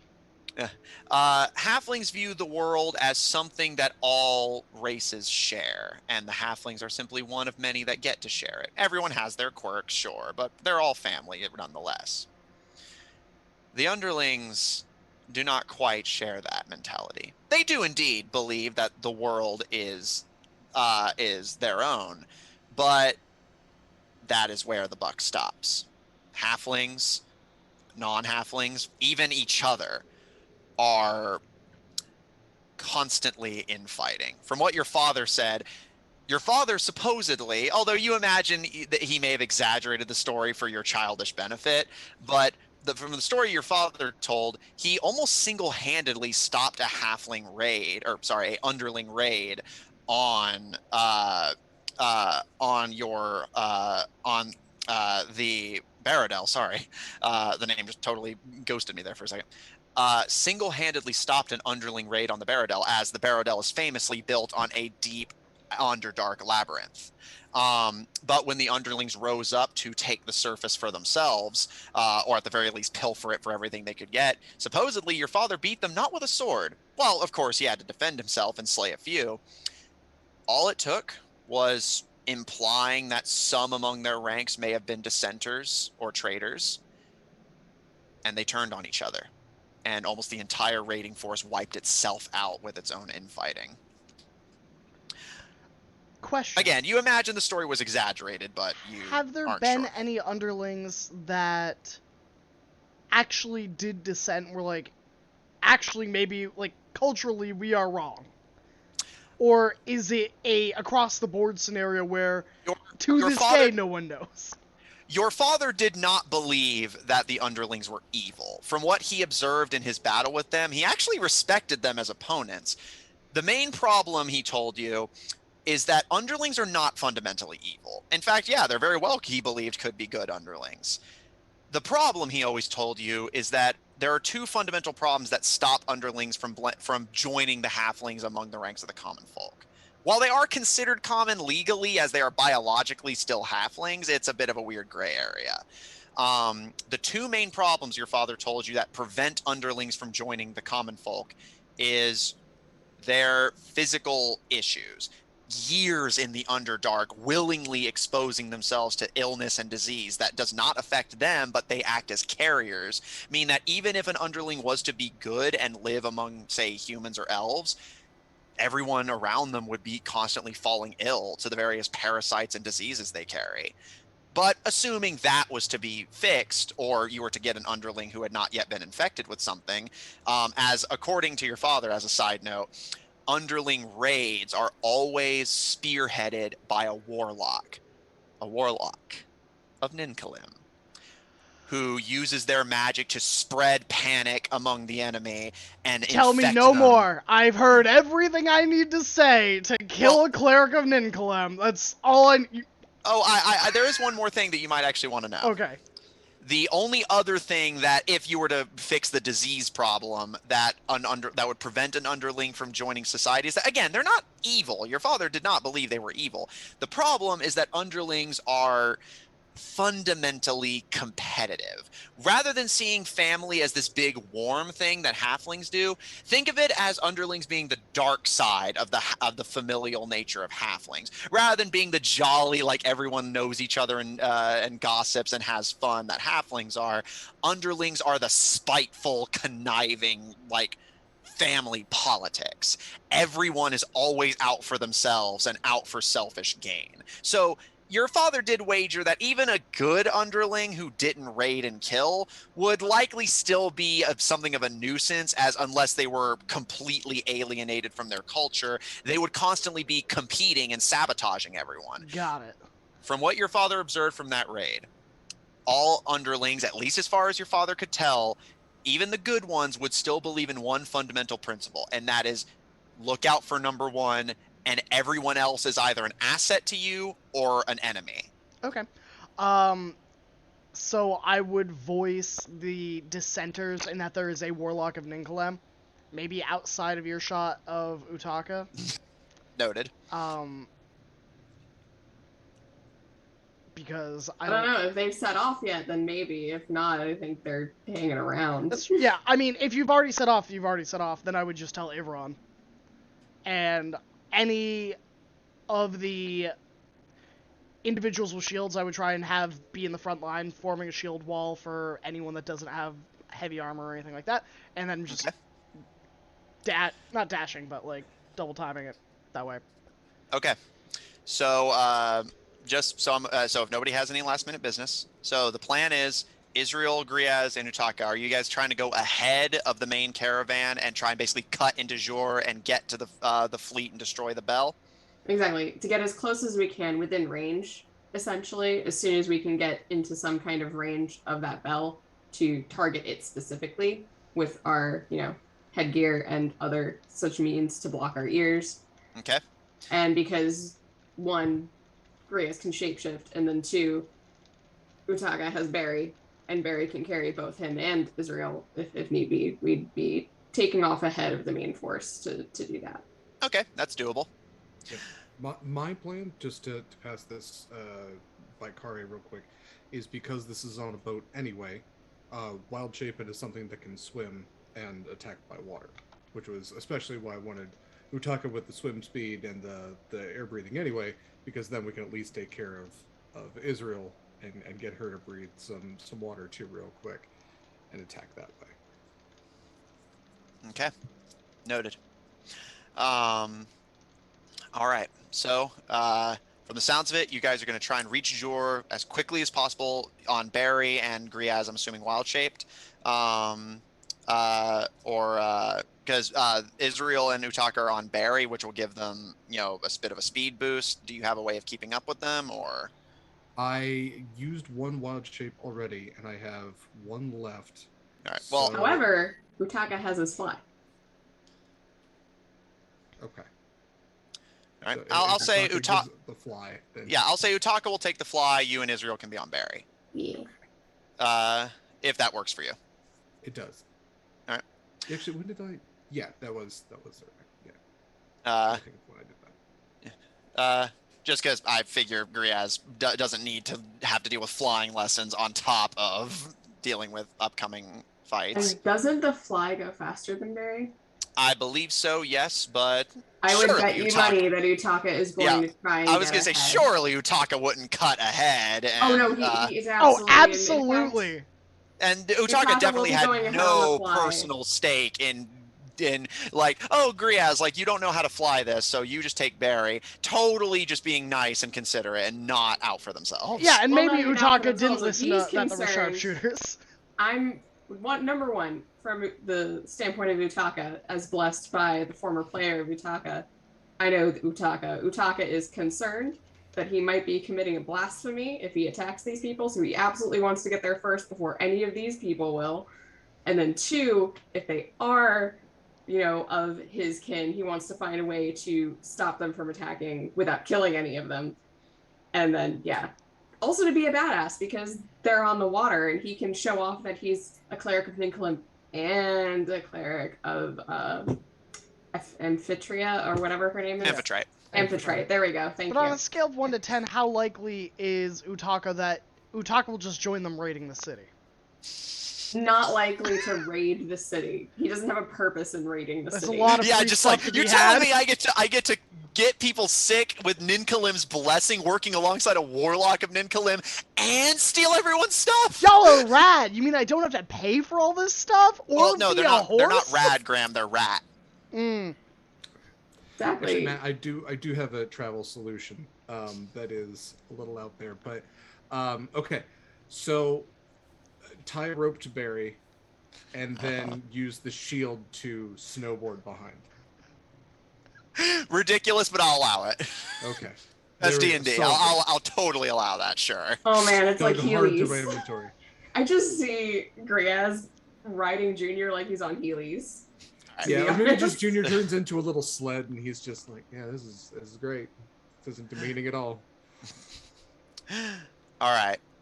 And Gaharis and Ivron, the two of you are going to be with the main caravan column, forming a shield wall, people without heavy armor behind, and then just still booking it, but trying to maintain some degree of formation as you just double time it to Jor.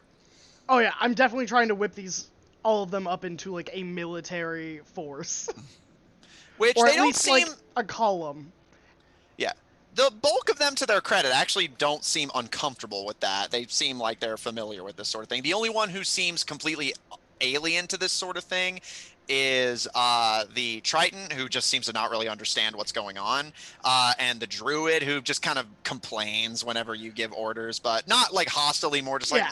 Yeah. I would have answered the Druid, by the way, when they said, does that not apply? I would say, these applings, well, are not terrible people. Definitely would not lose any sleep killing any of the citizens of this town or robbing their stuff. Use your own Then we discretion. have to stop them, yes? Of course, that is what we are going to do. Okay. And, But if anyone surrenders, then, we are not monsters. We accept quarter when given. She gives a nod, and as you turn away to start whipping up the rest of the mercs and followers into shape, you hear her kind of turn to Jangles, her rat familiar, and just, "Are you going to be okay fighting other rats?" I'm just waiting for when we get in combat, and you're just like, so 7 swarms of rats get summoned in turn 1.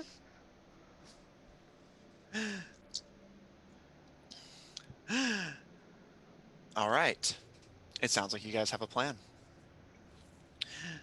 Switch it to something a little more tense, since you Okay. are charging into battle. Hey, Jeremy, what's your combined aura saving throw addition? Mine is +5. Mine is also +5. So I'm assuming that it's going to be wisdom saves against fear. I have a plus Possibly. 16 without rolling. With Okay. everything, just... Okay. So we Well, should you're prob- not going to be feared. Yeah, I mean, Harris is never feared. There's a reason. Blade of the Fearless, after all. Oh yeah, does that give me immunity to fear? It No, doesn't. No, it does not. It just makes me fear everybody else. I was very particular about that. As could a you Probably would nightmare. have to jump up a few rarities if we Yeah, give you yeah. immunity to fear. Yeah, that's when I hit level 14 and then get another powwow with Nightmare, and I'm like, hey, Yeah, there you go. I want Alright. I want your crown. Okay. So, a plan has been formed. Utaka, mounting onto Onyx, immediately just darts off into the sky, taking off ahead, as Israel, with Griaz's shield surfing behind, you tear off down the snowy path, intent on either sabotaging the bell to preserve Jor, or Israel, as the thought crossed your mind as you see Utaka disappear over the tree line ahead of you. While they're not insanely faster than Barry, they are still significantly. And the thought does occur to you that Utaka is going by themselves and will likely get there first. Yeah, but she quite honestly has faith that Utaka is not going to turn the entire invading force upon the city. No, that's fair. Just more like, She just has that kind of faith. yeah. So she's just like, I really just hope he knows what he's doing, and we'll continue with her plan, which is sabotage the bell, which he should be on board with, because, well, the bell's not a follower of Ninkalim. It's a bell. Yeah, it's just a fucking bell. It couldn't be like a sacred artifact or anything, especially given that it's on the flagship. I mean, All she's right. willing to destroy it. She'll take the curse. It's fine. All right. As Utaka goes pell-mell ahead, Israel and Griaz not far behind. Geharis, you and Ivron whip the mercenaries, pirates and poachers, this ragtag bunch of misfits you've recruited, and Geharis, you hope that this ragtag bunch of misfits will qualify as something of an army, because if from what Israel said, there's a sizable fleet out there, and they're likely going to be sending in raiders. And you're confident you can fight, but you're not confident you can fight an army with just your group. I'm confident that this is what makes stories that get told for generations. And when I win, I am going to be a legend. All right. With that comforting thought, you guys form ranks and charge. Now, I will reiterate that Jor is still a sizable walk away, but given that you guys are sprinting, some of you have mounts. Ivron, you said you were mounting on Yao. Garrus, are you going to be on Naden? All right, but you're staying with your armies, correct? I would like to make myself seem like the biggest target. Okay. I am trying to purposefully draw fire because I know that I am probably more skilled in combat than most of the people behind me. Okay.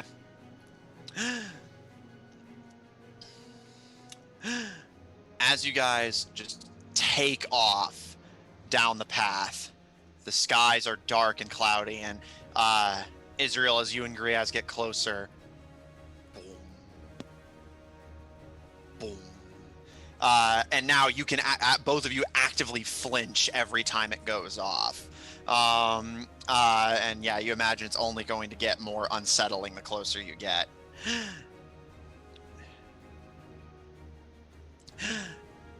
Yeah, she will have replaced her ear cover at this point. Right. As you both adjust your ear coverings and tighten them, it still unsettles you as you can feel the vibration slightly, but you feel is more just a natural reaction to what you know is out there than anything unnatural. Now, again, Jor is a bit of a distance away. And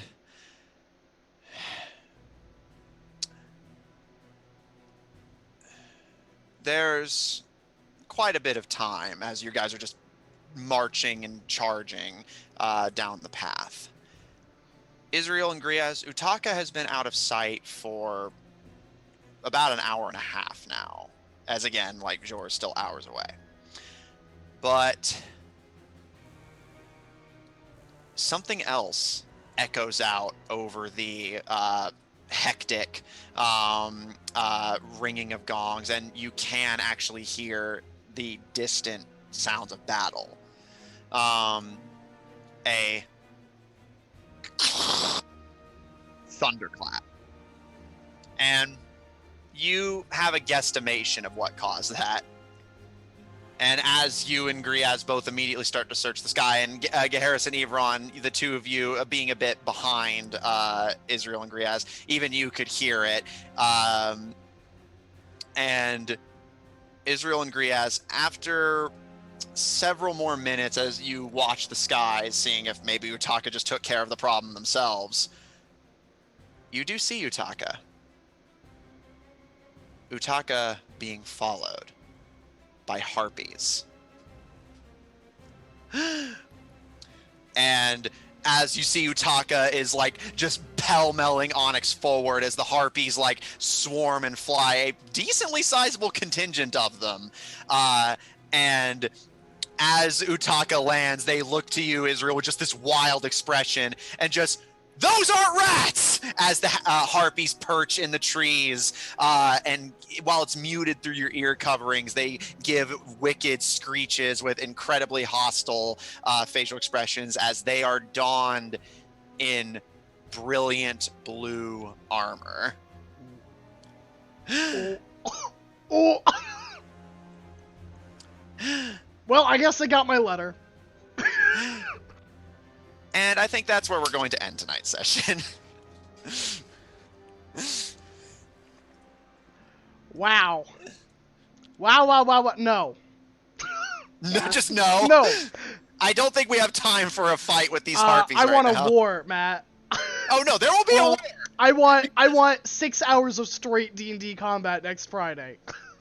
I will say, if you guys are curious, because I actually was mapping out what was happening there. See, there's a funny little quirk of these ships that maybe it's just because they're piloted by monsters, and as you now know in the Blue Field Alliance, they would expect someone to potentially approach them by air, but anti-air guns don't exist. So what to do? Well, have something else that can fly deal with the problem for you. I was just gonna say cast Earthbind. Yeah, you know. Like, watch them go 15 feet per turn down to the ground as you just fire arrows at them. To be fair, Israel still has a range of like 120 feet. Yeah. On all of her projectiles, and more when she just uses the rifle. Oh, I'm so excited. Matt. However, Israel is thinking, oh my god, but we have like a deal with the Blue Field Alliance. We could just like not fight. We could just stop all this from happening, which would be great, actually. I mean, I don't know where I fall. We'll see how I feel. If I feel like rolling a lot of dice, that's gonna dictate what I do. Well, we'll see how it pans out. Yeah. So if they come at me and I am blue, then really that's on them. I think that's how it works. They should know who I am. Should they? Maybe. I met all their leaders. Them. Yeah, I will talks faster. Yeah, and I will say, to be fair, they haven't seen Geharis yet. They just saw Israel Utaka, who, from the sounds of it, attacked them, and Griaz. Also blue. Yeah, that's fair. So you know that blue. Well, to be fair, you don't know who started it. I'm assuming Utaka. We know who started. We know who started this. It was Utaka going, "Oh wow, not surrendering. Brave choice. I approve. But do you want to see something really cool? Lightning." Utaka just muttered under your breath, "Surrender." You're like, what?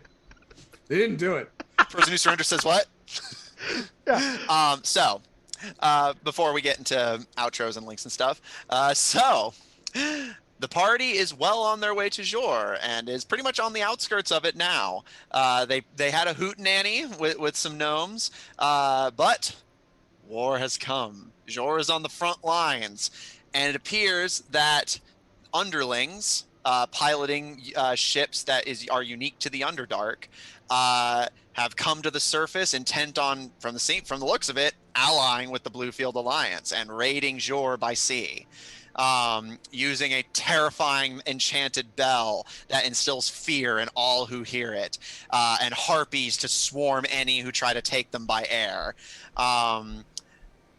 You have come to the first active battle since Veilbright Siege between the Bluefield Alliance and, in this case, the Emelian Empire. So is the Emelian... Do they have an army here? Indeed, Israel saw soldiers attempting to ready for the coastal raiders. Throw my hands up. They're playing my song. All right. Hey, everybody. My name is Graham, or Graham Crackers. This is my channel. I am so happy to see so many familiar faces in the chat and watching us play D&D. We love you all deeply and dearly. Today, I had the pleasure of playing Geharis Nervos Blockmont, your scary-looking Oath of Conquest paladin. If you like seeing more of me, you can find me on Tuesday, every Tuesday, where I DM 2 different campaigns that are bi-weekly. I DM Shards of Anarion, which will be not this upcoming week. Oh, no, Shards of Anarion is this upcoming week at 8 p.m. Eastern Standard, where, you know, they got a bunch of wish spells from a creature older than gods, and then they made a wizard read a scroll that can drive people mad.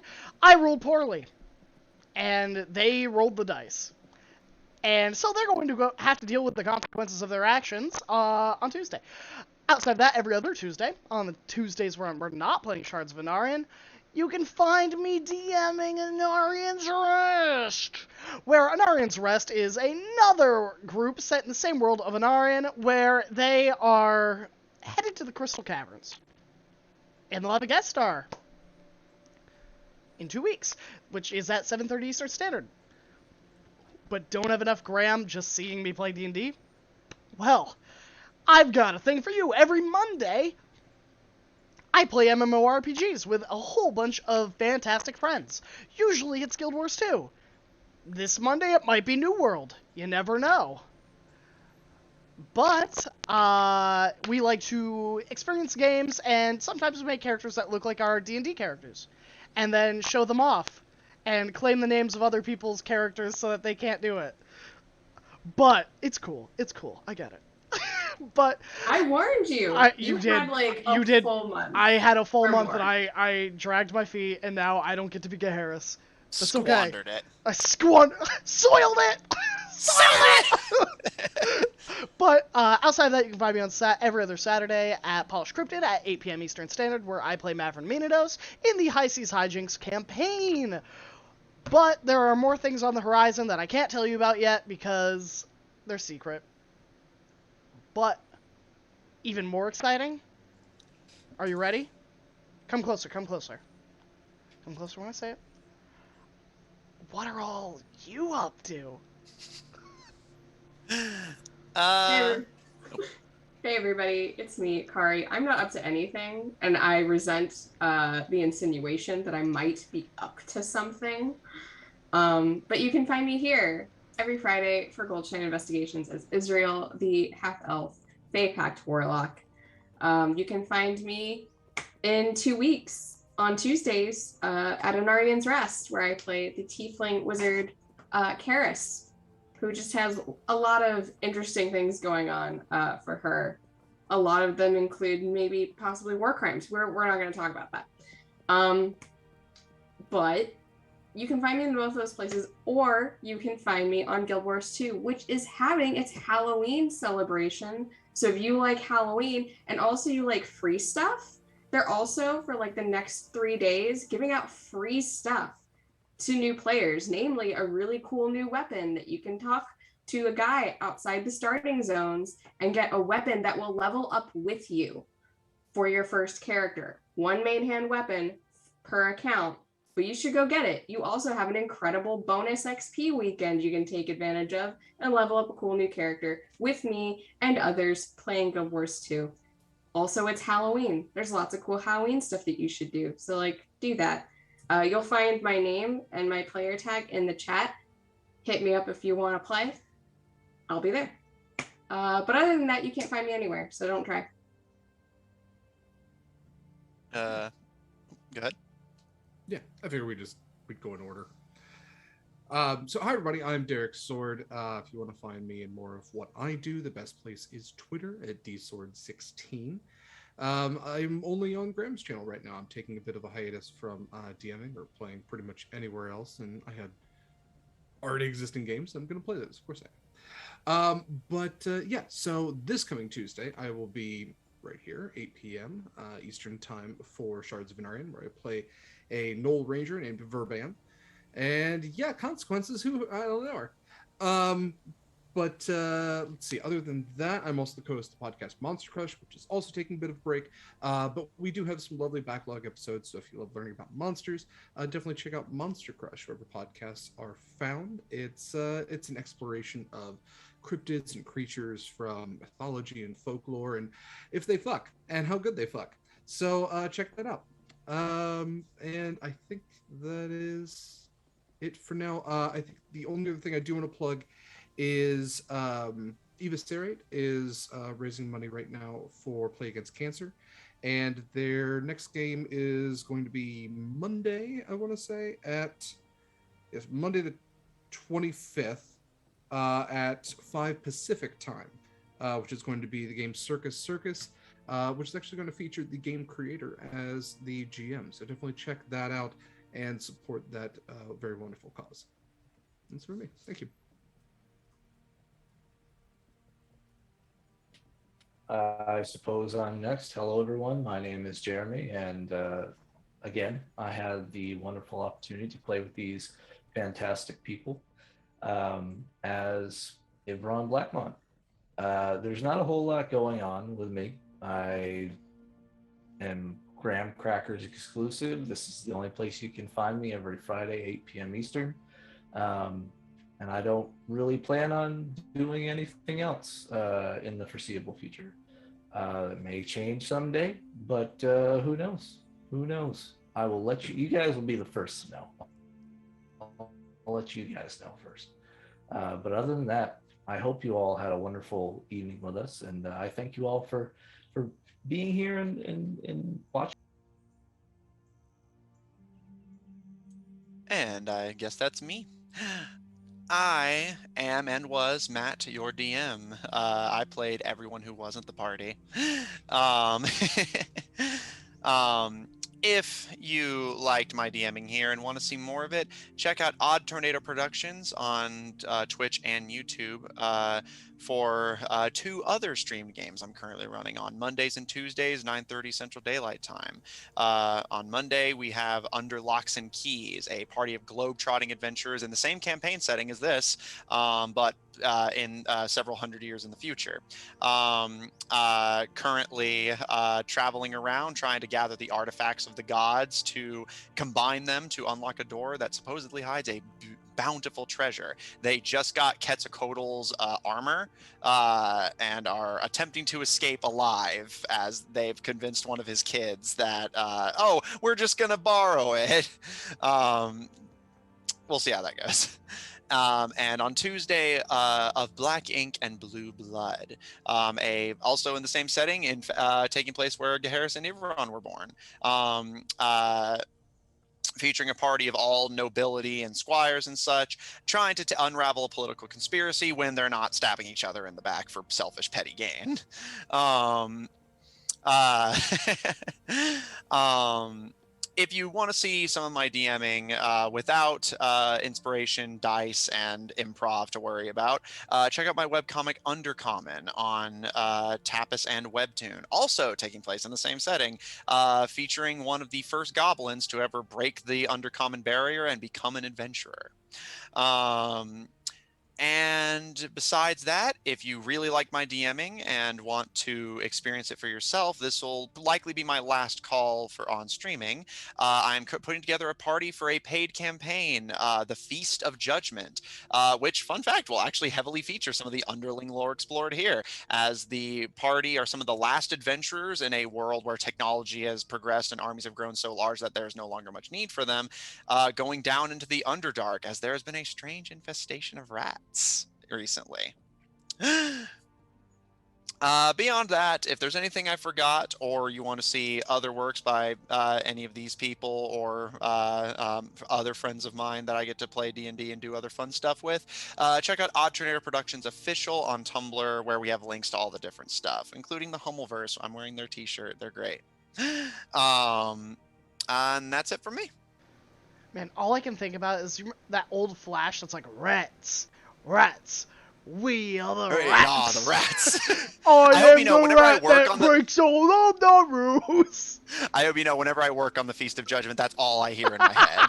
I've been obsessed with rats lately, and I don't know why. Hey, it happens. It happens. So, everybody, thank you for joining us. As usual, I, from the bottom of my heart, appreciate each and every one of you, and the time you spend with us is truly something I cherish. So, I hope that you go out there this upcoming week and do all the things you want to do, and I hope that you support some good causes, like Play Away Cancer. Or, you know, in November, there's going to be Half-Life. Half-Life? Extra Life. Extra Life, not Half-Life. Half-Life's a game. But there are tons of charities out there. I hope that you go support some of them, because there's a lot of good people doing a lot of good things for, you know, good causes. So, until next time, I love you. I hope you stay happy, healthy, and out of trouble, and rolling a whole bunch of real good nat 20s. We're gonna read Dungeon Mystery Diary, who are playing some D&D. So let's spam some Graham love in their chat, and just let them feel real warm and accepted. So, until next time, bye for now. Bye-bye, everyone.